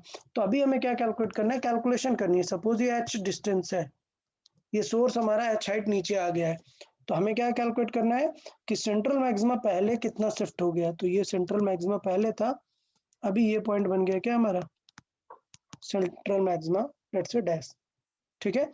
तो हमें अगर ये h हाइट हमने इसे ऊपर खिसकाया तो हमें बताना है कि ये सेंट्रल मैक्सिमा कितना नीचे स्लिप होगा, मतलब हमें ये डिस्टेंस फाइंड करनी है, लेट्स से ये y, ये डिस्टेंस फाइंड करनी है, ठीक है। तो चले यार कर लेते हैं। ये बताओ सेंट्रल मैक्सिमा कहां पर मिलता है हमें, किस लोकेशन पर, कंडीशन क्या है for central maxima, path difference कितना होना चाहिए, पाथ डिफरेंस क्या होना चाहिए सेंट्रल मैक्सिमा अगर ढूंढना है तो,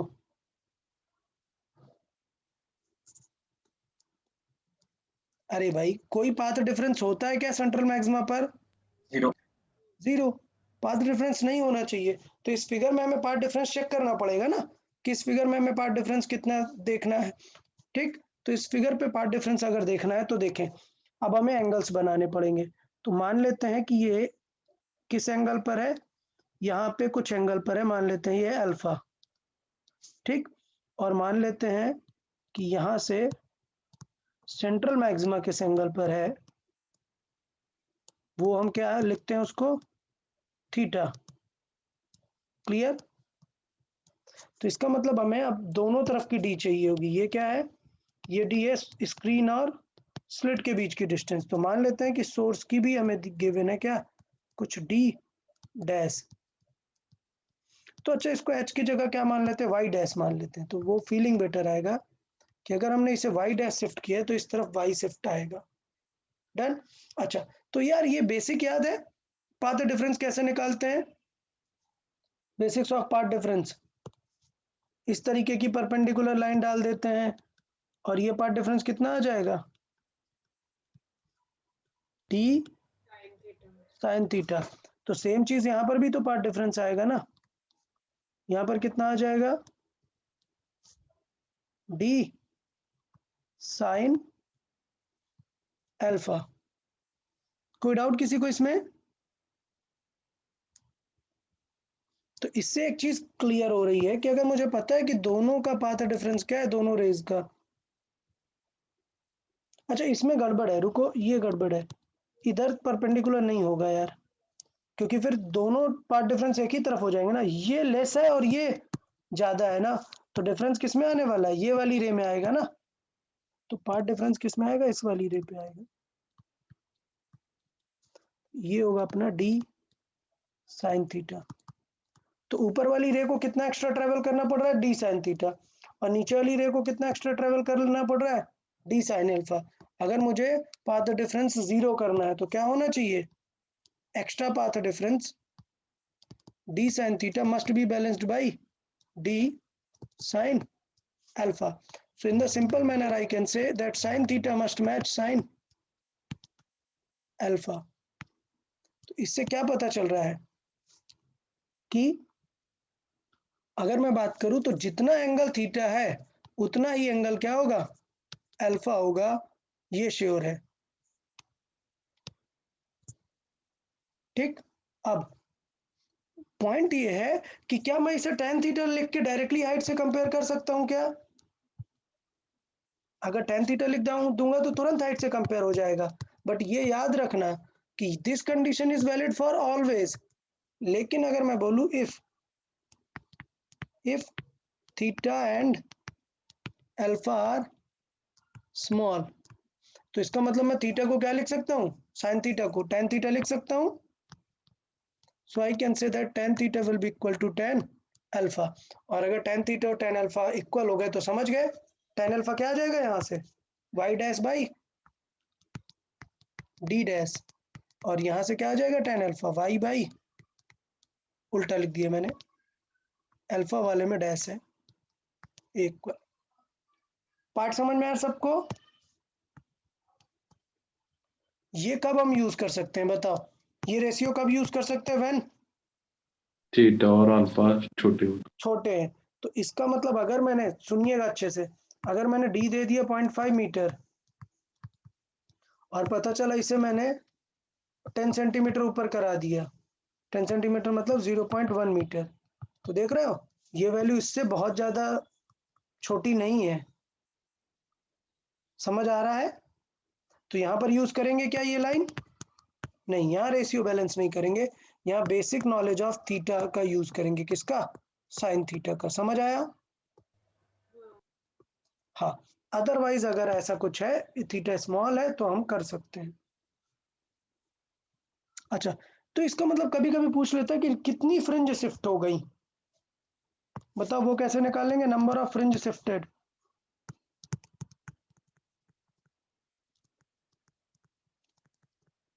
कितनी फ्रिंज शिफ्ट हो गई कैसे पता चलेगा? पहले सेंट्रल मैक्सिमा यहाँ पे था ना, अभी सेंट्रल मैक्सिमा कहाँ पर आ गया? यहाँ पर। तो इसका मतलब इतनी फ्रिंजेस नीचे आ गई ना, तो इस वाई विड्थ में जितनी फ्रिंज होंगी उतनी फ्रिंज नीचे आ गई, तो नंबर ऑफ फ्रिंज शिफ्टेड क्या हो जाएगा? Y by W. कोई डाउट किसी को इसमें? बताएं यार, कोई डाउट क्या? डब्ल्यू क्या है? Fringe width. Fringe width. तो हमें पता चला कि लेट से 20 सेंटीमीटर नीचे आ गया सेटअप, और एक फ्रिंज की जो विड्थ है वो 1.5 सेंटीमीटर है, तो कितनी फ्रिंजेस शिफ्ट हो गई? मतलब ठीक है, तो 2 कर लेते हैं यार, क्यों टेंशन हो।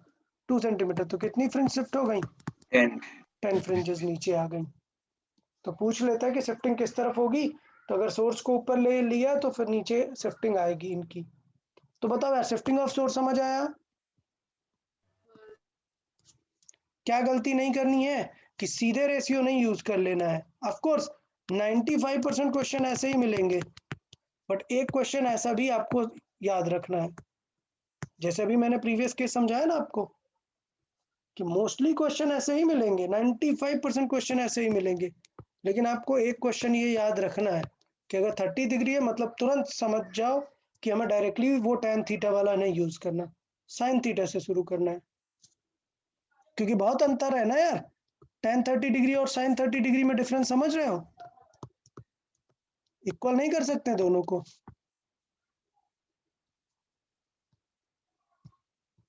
बताओ यार, शिफ्टिंग ऑफ सोर्स क्लियर हुआ सबको?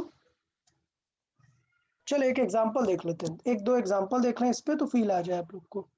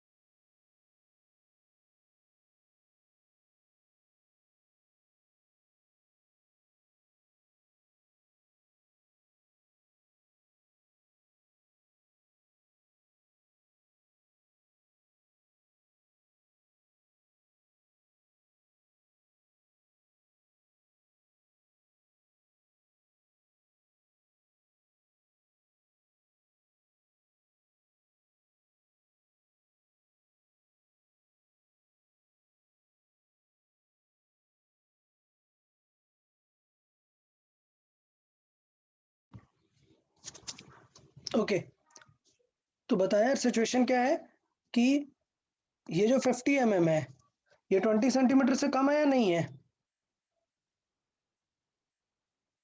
कम। काफी कम है। So I can say this y dash कितना है 50 mm।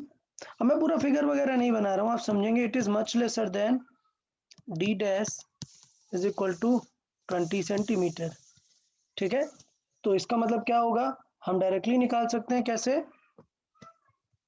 देन शिफ्टिंग क्या हो जाएगी, y by D is equal to कितना हो जाएगा, y dash by d dash. ठीक है, तो इसका मतलब सॉल्विंग करके y क्या आ जाएगा, y आ जाएगा y dash by d dash into d। Solve करते हैं, y डैश कितना है 50 mm, मतलब 50 into 10 to the power minus 3, और d डैश कितना है 20, so 20 into 10 to the power minus 2, वो सेंटीमीटर है, और कैपिटल D कितना है 1 मीटर। तो उसको कोई टेंशन ही नहीं है। समझ आ गया यार ये सबको? तो y की वैल्यू कितनी आ गई, 0.25 10 to the power minus 3 minus 2 cancel हुआ 5/20। Clear? So 5/20 2.5 0.25 metre. Clear? So इसका मतलब चाहिए क्या हमें, नंबर ऑफ फ्रिंज शिफ्टेड। क्या हो जाएगा number of fringe shifted? 0.25 yes, y divided by w। So it is 0.25 divided by w। हम निकाल चुके हैं कितना। 5 into 10 अच्छा, ये हर बार मत मान लेना कि w निकाल चुके हैं, ये अब अपन लोग सॉल्व करेंगे लैम्डा d बाई डी से। वो हमने सॉल्व करके निकाल लिया है, बिल्कुल सेम क्वेश्चन मैंने सेम वैल्यूज दे दी हैं, तो इसलिए ये आंसर आ गया है आपको। डन? तो क्या आंसर आ जाएगा यहाँ पे, 2500 डिवाइडेड बाई 5, तो आंसर क्या आ जाएगा 500। क्लियर? कोई डाउट इसमें? Okay good. थोड़ा सा क्वेश्चन चेंज कर लेते हैं, अब एक दूसरे टाइप का देख लेते हैं। Let's say in YDSE a distant light is used. Light is used which falls at 30° on the slits. Then find the position of central maxima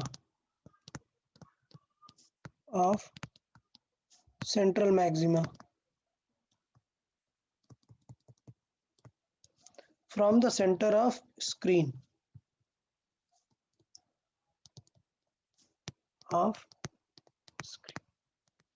question समझ आया कि क्या हुआ? क्वेश्चन देख लेते हैं, बाकी सारी चीजें आपको दी हैं, बाकी आप एज्यूम कर लेंगे।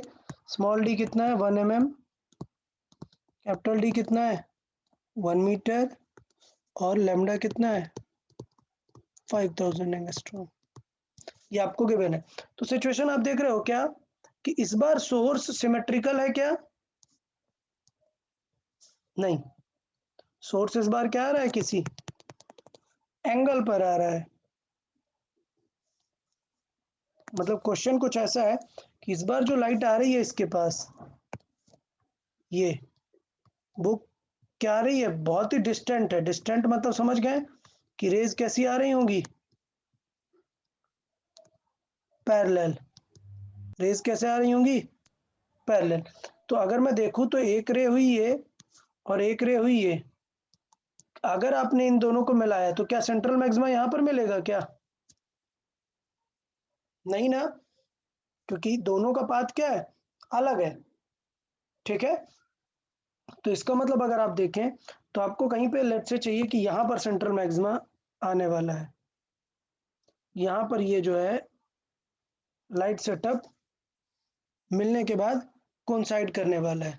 तो क्या सिचुएशन हो जाएगी वहां पर, ये हमें देखना है। ठीक है, तो इसका मतलब बताओ कि ये जो लाइट रेज S1 S2 के पास पहुंच रही है, इनमें कोई पाथ डिफरेंस होगा या नहीं, या सेम फेज पे पहुंचेंगी? S1 S2 के सेम फेज पे पहुंचेंगी क्या? नहीं भाई, इनका वेव फ्रंट कैसा होगा, ये होगा ना। तो क्या सेम टाइम पे पहुंचेंगी? नहीं, ऊपर वाली लाइट रे पे कितना डिफरेंस आ जाएगा, इतना। तो इसका मतलब नीचे वाली लाइट को क्या करना पड़ेगा, इतना डिस्टेंस ज्यादा ट्रेवल करना पड़ेगा ना, तो इसे मैच करना पड़ेगा ये डिफरेंस। तो बेसिकली ये क्वेश्चन इनडायरेक्टली किसका बन गया, इस सेटअप का बन गया। समझ आया क्या? इनडायरेक्टली सोर्स को ऊपर शिफ्ट करने की वजह से क्या आ गया था, दोनों के वेव फ्रंट में पाथ डिफरेंस आ गया था, इसलिए वो पाथ डिफरेंस मैनेज करना पड़ा।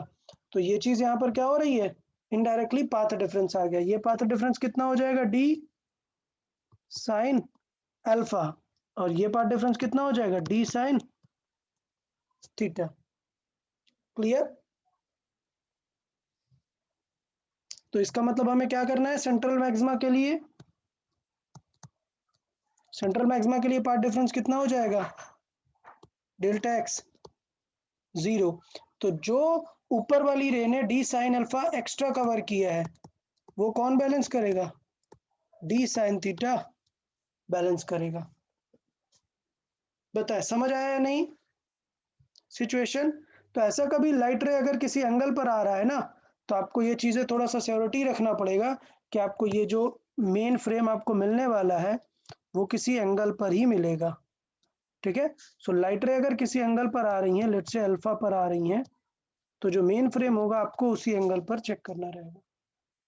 तो आगे सॉल्व करें सब लोग, solve it now.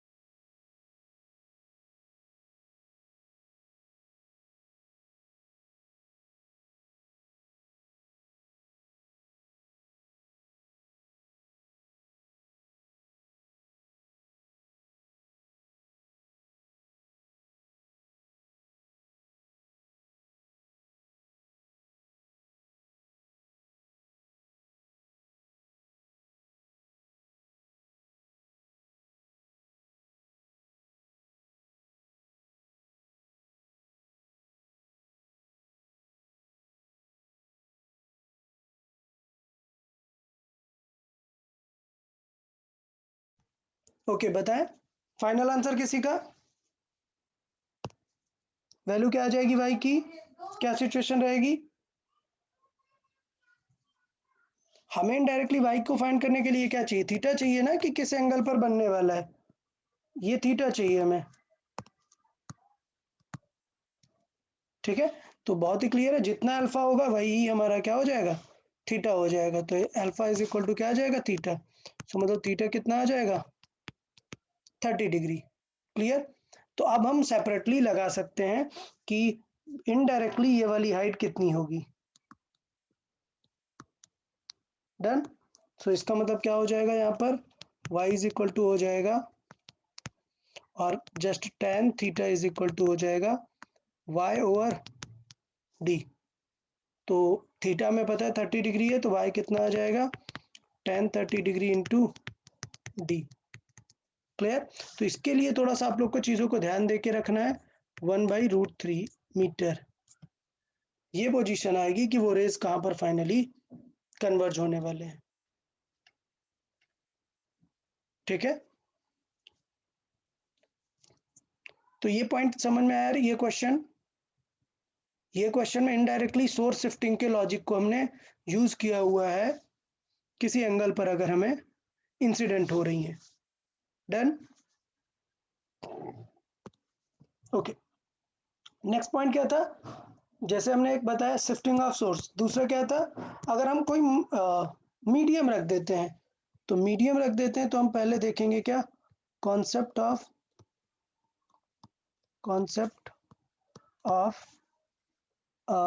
Optical path.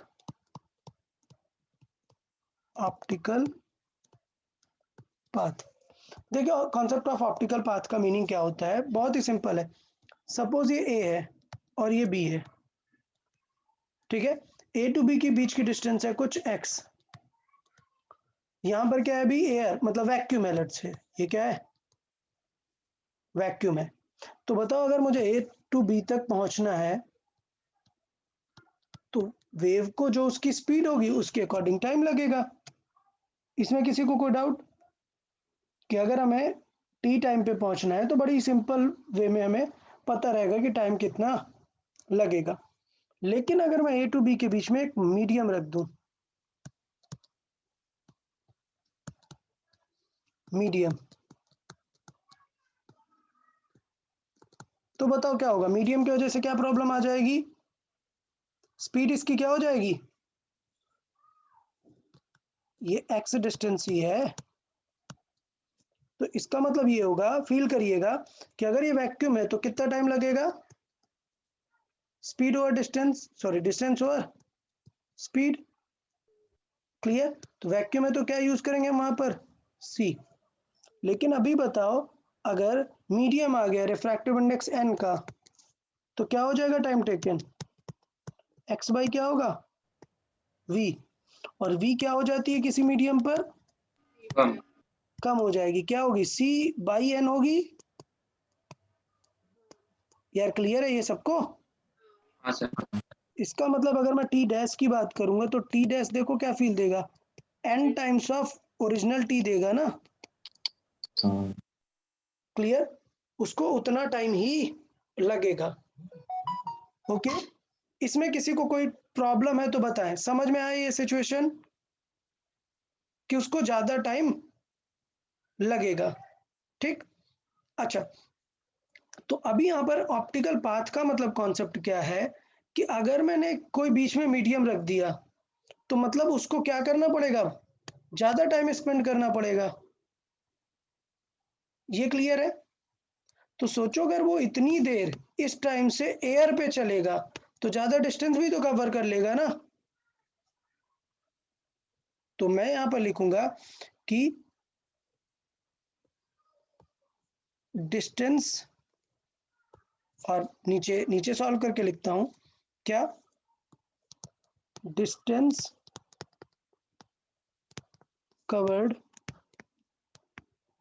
Covered in air, इसको एयर मान लेते हैं, वैक्यूम की जगह सीधे क्या मान लेते हैं, एयर, मतलब आप समझ जाएंगे कि एयर का रिफ्रैक्टिव इंडेक्स हमने 1 कंसीडर किया हुआ है।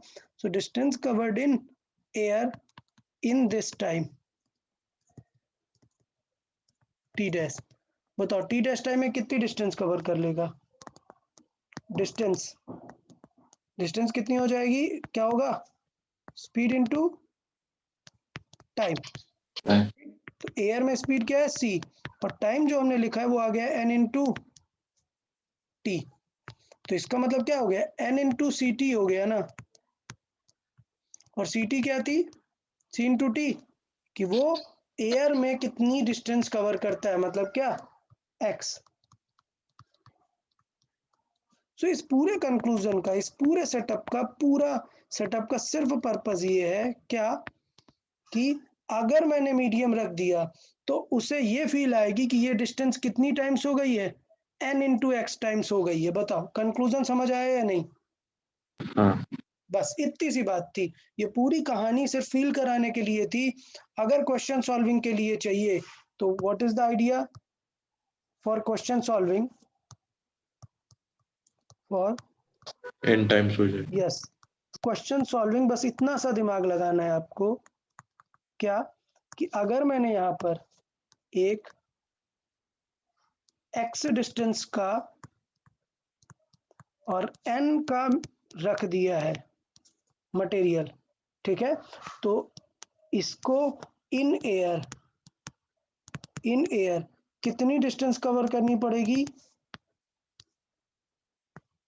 n times of x। समझ आया या नहीं?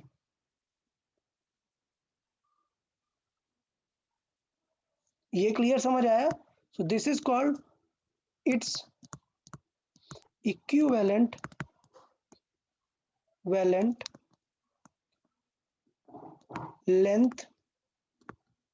इन एयर, कि एक x डिस्टेंस का मटेरियल एयर में कितनी डिस्टेंस के बराबर है। पॉइंट समझ आया सबको? मतलब मैं बोल दूं कि n है 1.5 और मैंने एक ग्लास रख दिया कितना 10 सेंटीमीटर का, तो वो इसको लाइट को कितनी डिस्टेंस एयर में फील करा देगा? 15 सेंटीमीटर। मतलब लाइट को एयर में 15 सेंटीमीटर जाने में जो एफर्ट लगाना पड़ेगा, उतना ही एफर्ट उसे 10 सेंटीमीटर ग्लास के अंदर लगाना पड़ेगा। क्लियर है आइडिया या नहीं? हाँ, ओके। सो दिस थिंग, ये जो हमने बात की, इसको ही हम क्या बोलते हैं? Optical path. कि यार इस मटेरियल का ऑप्टिकल पाथ मतलब ये है कि इसका जो डिस्टेंस है वो किसके जैसा फील देगा? एयर में कितना फील देगा। So its equivalent length in air is called its optical path. बताओ समझ आया यार ऑप्टिकल पाथ क्या है? कोई डाउट किसी को? No sir. कि एक्स डिस्टेंस का एयर में कितना फील देगा, उसी को हम क्या बोलते हैं? ऑप्टिकल पाथ बोलते हैं। अच्छा, एक चीज और याद है, मैंने आपको हमेशा सिखाया था, हमेशा ये चीज बताई थी, क्या कि कभी भी ऑप्टिक्स में सिंपल एन लिखा है तो वो क्या है? हमेशा रिलेटिव। रिलेटिव है। किसी भी उसमें तो कंफ्यूज मत हो जाना। सपोज मैंने इस मटेरियल को भी किसी लिक्विड में रख दिया, सराउंडिंग बदल दी इसकी, अब क्या हो जाएगा? मान लेते हैं ये n1 है और ये n2 है, तो इसका मतलब ये जो x डिस्टेंस है एयर में अब कैसी फील देगा? बताएं? x into n relative into x। Clear है सबको? और n रिलेटिव क्या होगा यहाँ पर? n1 by n2। n1 by n2 into x। ये होगा हमारा ऑप्टिकल पाथ। तो मुझे लगता है ऑप्टिकल पाथ का सबको कोई टेंशन नहीं है, सबको क्लियर है? अच्छा, अब देखिए प्रॉब्लम क्या होती है। प्रॉब्लम क्या होती है ऑप्टिकल पाथ को रखने से? तो ये भी हमारा एक स्टार मार्क वाला पॉइंट बनेगा, क्या? Extra path difference. मतलब सोचो, हम एयर में जा रहे थे यहां से यहां तक, ए टू बी जा रहे थे एयर में, और बीच में टी थिकनेस का एक स्लैब रख दिया, टी थिकनेस का स्लैब रख दिया। मान लेते हैं हमारे बीच में डिस्टेंस थी कुछ डी।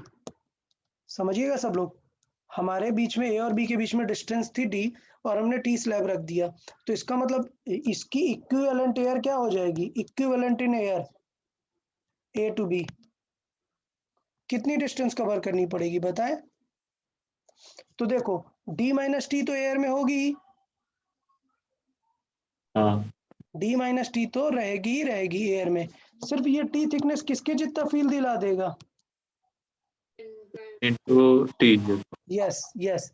तो इसका मतलब ये होगा कि न्यू डिस्टेंस कितनी हो जाएगी? अब न्यू डिस्टेंस इन एयर वो किसके जैसा फील देगा आपको? वो देगा कि डी माइनस टी तो रहेगा ही रहेगा, ये तो एयर की ही थी, बट एक्स्ट्रा जो थी टी वो अब आपको किसके जितनी फील करा देगा? एन इंटू टी के जितना। समझ आया? तो एन इंटू टी हो गई वो टी जो थी, और रिमेनिंग वाली क्या हो गई? D minus T. कोई डाउट इसमें किसी को? न्यू डिस्टेंस समझ में आ गई? सो पाथ डिफरेंस कितना हो जाएगा? Due to optical medium path difference, बहुत ही अच्छी चीज है ये पाथ डिफरेंस। देखेंगे पाथ डिफरेंस कितना आ जाएगा? कितना आ जाएगा path difference? New distance minus old one, ठीक है? तो इसका मतलब न्यू डिस्टेंस कितनी हो गई है? D minus T plus N into T. समझ आया न्यू डिस्टेंस सबको? माइनस पहले कितनी थी डिस्टेंस? डी। डी। तो देखो यार एक्स्ट्रा पाथ कितना हो गया? Minus T plus N T हुआ ना, एन टी माइनस टी। तो इसका मतलब क्या लिख सकते हैं इसे? T N minus one. Done. तो इसका मतलब ये हुआ कि due to introduction of this slab, उसको ट्रैवल करने में इतना पाथ डिफरेंस एक्स्ट्रा आ जाएगा। Extra path difference, extra delta X है यार, ये क्या हो जाएगा? N minus one into T. और इसे आपको याद रखना चाहिए, क्या होगा? याद रखेंगे सब लोग? Due to introduction of the thickness of slab, extra travel करना पड़ता है कितना? ये। पक्का समझ आया यहां तक? अच्छा एक और चीज, it is independent of incident angle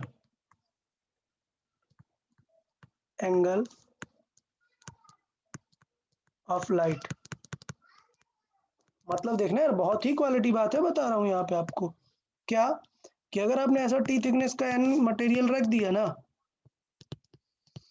तो आप सोचो कि लाइट रे अगर सीधे जाएगी, लाइट रे सीधे जाएगी, तो आपको एक्स्ट्रा पाथ डिफरेंस कितना लगेगा? एन माइनस वन टी, ठीक है? इतना। सोचो अगर ये लाइट रे इधर से जाएगी, तो बताओ क्या होगा एक्स्ट्रा पाथ डिफरेंस? ज्यादा होगा या कम होगा?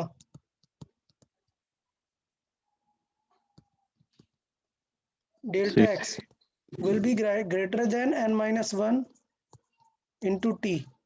तो ऐसा बिल्कुल भी नहीं है। क्लियर? सारे ही केसेस में फर्क नहीं पड़ता कि किस एंगल पर जा रही है लाइट, कितना डिस्टेंस। ये मत देखने लग जाना फिजिकली कि अरे सर यहाँ पर तो देखो ज्यादा डिस्टेंस कवर कर रही है और पाथ डिफरेंस कितना हो जाएगा। नहीं, सारे ही केसेस में डेल्टा एक्स क्या रहेगा? N minus one into T. Done? Doubt इसमें? ये चीज समझ में आ गई ना? तो ऑप्टिकल पाथ समझ में आया? ऑप्टिकल पाथ मतलब क्या है? N into T. समझ आया? ऑप्टिकल पाथ मतलब क्या है? एन इंटू एक्स थिकनेस का, और उसके वजह से प्रॉब्लम क्या आती है? एक्स्ट्रा इतनी डिस्टेंस उसे कवर करनी पड़ जाती है। तो इसका मतलब हम वापस आ जाते हैं यार वाईडीएसी में। क्या? जब हमने ये केस पढ़ा था ऑप्टिकल मीडियम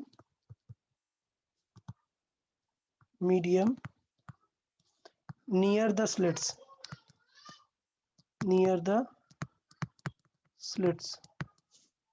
ठीक है? अगर हम स्लिट के पास में एक ऑप्टिकल मीडियम रखेंगे तो क्या सिचुएशन होने वाली है? तो याद करें, ये हमने बताया था, ये है इस तरीके से बताया, ये स्क्रीन है। अभी प्रॉब्लम क्या होगी कि लेट से हमने इसके सामने टी थिकनेस का क्या रख दिया? एन रिफ्रैक्टिव इंडेक्स का, और टी थिकनेस का एक स्लैब रख दिया। अब इससे क्या होगा? ऊपर वाले को ज्यादा डिस्टेंस कवर करनी पड़ेगी ना। तो इसका मतलब अगर मुझे सेंट्रल मैक्सिमा चाहिए तो हमें क्या करना पड़ेगा? बिकॉज ऊपर वाले को ऑटोमेटिकली ज्यादा ट्रैवल करना पड़ गया है, तो नीचे वाले को भी हमने ज्यादा ट्रैवल करा दिया, क्योंकि अगर हम यहाँ पर ले आते तो सेम ट्रैवल करना पड़ता, बट इसको तो ज्यादा करना पड़ गया था, इसलिए हमें ऊपर जाना पड़ेगा। तो मैंने बताया था कि सेंट्रल मैक्सिमा शिफ्ट होगा जिस तरफ हम उसका इंट्रोडक्शन करेंगे। कोई डाउट यहाँ पर बताएं? अब कंडीशन क्या होती है फॉर सेंट्रल मैक्सिमा?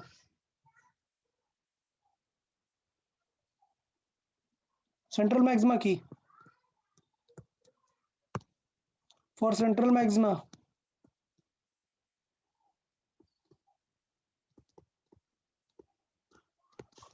और सेंट्रल मैक्सिमा डेल्टा एक्स क्या होना चाहिए?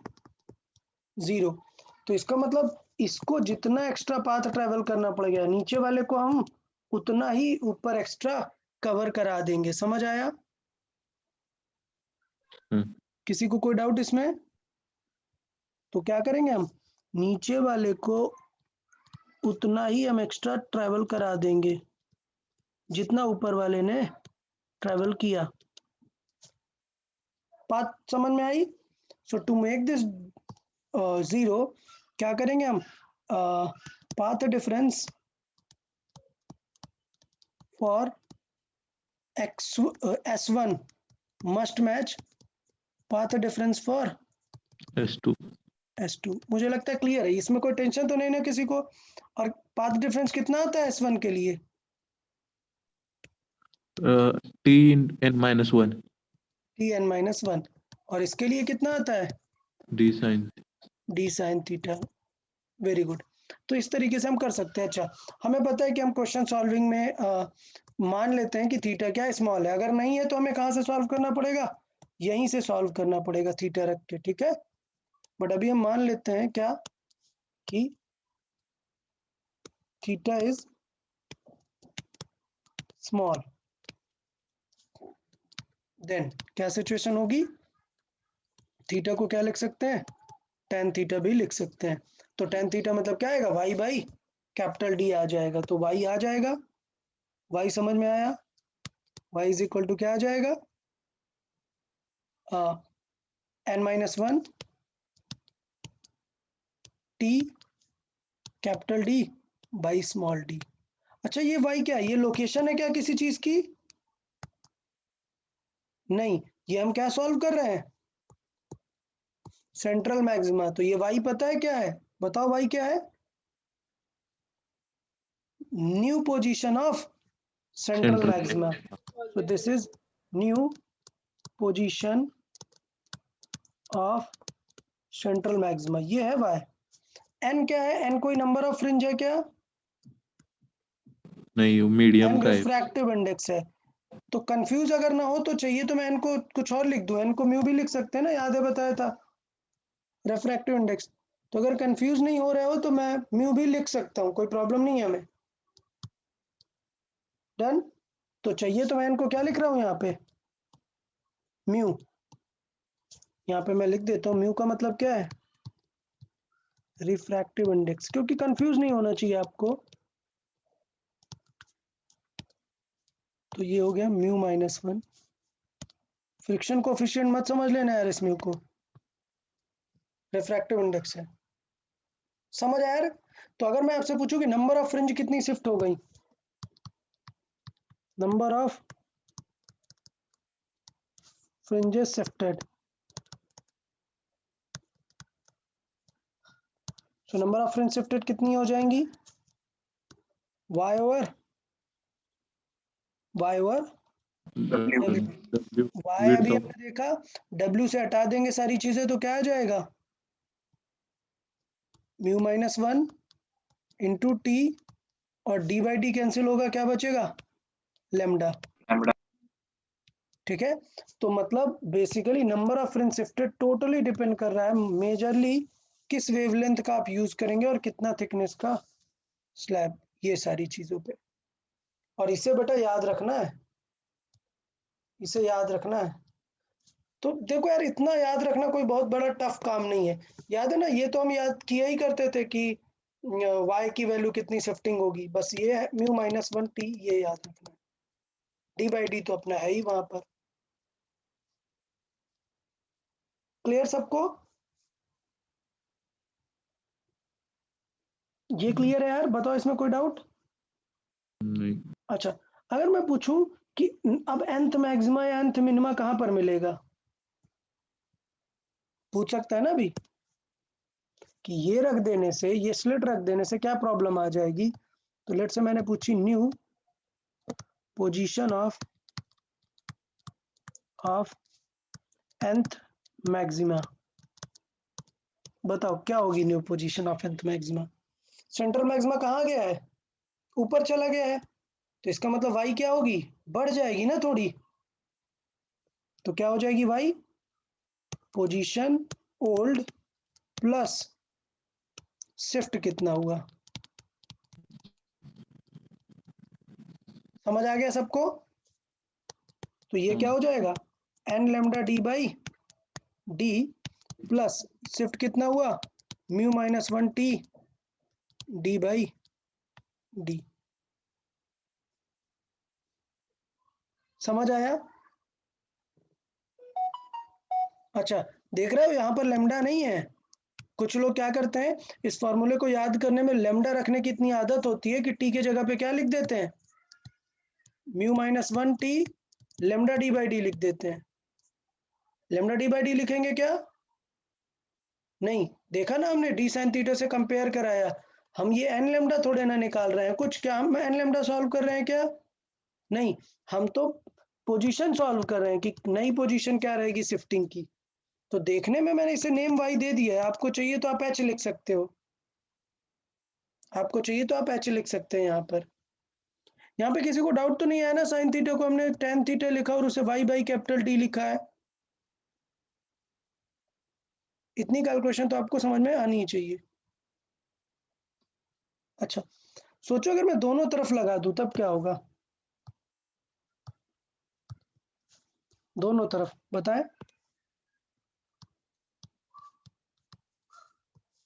अब बताओ किस तरफ शिफ्ट होगा?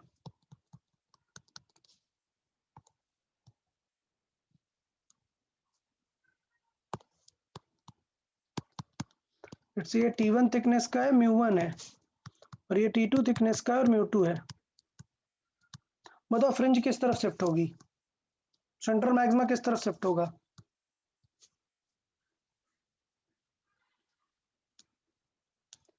बताओ कैसे पता चलेगा? अगर इसको ज्यादा पार्ट ट्रेवल करना पड़ा, इसको ज्यादा पार्ट ट्रेवल करना पड़ा तो क्या होगा? ऊपर शिफ्ट होगा। ऊपर शिफ्ट होगा। क्यों? क्योंकि फिर नीचे वाले को भी ज्यादा ट्रेवल करके दोनों को मेंटेन करेंगे ना। तो मतलब किस पे डिपेंड करेगा? किसका पाथ डिफरेंस ज्यादा है। तो position of central maxima depend करेगी, और shift of central maxima will be in the direction, or will be towards the slit having higher extra path difference। जो एक्स्ट्रा पाथ डिफरेंस है वो किसका हायर है, उसी की तरफ रहेगा। समझ आ गया यार सबको? तो अगर ऊपर की तरफ शिफ्ट होना है, ये सब किस पे डिपेंड करेगा? Extra path difference. और एक्स्ट्रा पाथ डिफरेंस क्या है? Mu minus 1 into T. ये जिसका ज्यादा होगा उसी की तरफ वो शिफ्ट होगा। तो नेट शिफ्ट कितनी आ जाएगी? नेट शिफ्ट क्या करेंगे? दोनों को सॉल्व करके देख लेंगे। तो क्या करेंगे? μ1 माइनस 1 T1, क्लियर? डिफरेंस करेंगे उसको, या फिर मैं जस्ट माइनस लगा देता हूँ, μ2 माइनस 1 इंटू T2, और इसका क्या ले लेंगे? Mod magnitude, mod. क्लियर? बाकी डी बाई डी, तो पता चल जाएगा कि कितनी डिस्टेंस शिफ्ट होने वाला है। समझ आ गया यार सबको? हाँ सर। हाँ, तो इस तरीके से स्लिट वाला पार्ट भी हम कर सकते हैं। तो यार मुझे लगता है यहाँ तक काफ़ी सारी चीज़ें आपको आ गई होंगी, क्लियर हो गई होंगी। जो हमने कल YDSE डिस्कस किया था वो YDSE का सारा चीज़ें हमने यहाँ पर कर लिया हुआ है। डन, ये सबको ओके हो गया? ठीक है। अच्छा, अभी और सारे एग्जाम्पल बाकी हैं, बट पहले हम क्या करते हैं, एग्जाम्पल प्रैक्टिस बाद में कर लेंगे आराम से। पहले हम चीज़ों को कंप्लीट कर लेते हैं और सारे केसेस कंप्लीट कर लेते हैं। जैसे मैंने बताया था हमारे में क्या क्या केसेस हैं। YDSE हमने कंप्लीट कर लिया, बाकी हम एग्जाम्पल अभी बाद में प्रैक्टिस कर लेंगे और एग्जाम्पल्स। पहले हम सारी चीज़ें डिस्कस कर लेते हैं। किसी को याद है कल मैंने काफ़ी सारे नेम्स बोले थे? हमारे सिलेबस में क्या क्या है? YDSE है, फिर आई प्रिज्म, फिर मिरर, याद आ रहा है? मिरर के बाद स्लैब और थिन फिल्म, और इसके बाद मैंने बताया था कि एक है वो जेई में है बट नीट में नहीं है, क्या? Newton's ring. तो ये 5 हमें इस चैप्टर में देखने होते हैं, ठीक है। तो YDSE हमारा कंप्लीट हो गया और मुझे लगता है मैंने काफी सारे क्वेश्चंस केसेस करवा दिए हैं। नेक्स्ट लेक्चर में हम इन सबको डिस्कस करेंगे, ठीक है, और फिर एक साथ प्रैक्टिस करेंगे आगे। क्लियर है सबको? चले, आज के लेक्चर में कुछ डाउट हो तो बता सकते हो, डिस्कस कर सकते हैं। We still have 5 minutes remaining. आज के लेक्चर में कोई पार्ट अगर नहीं समझ आया बता दो, मैं एक्सप्लेन कर सकता हूँ फिर से।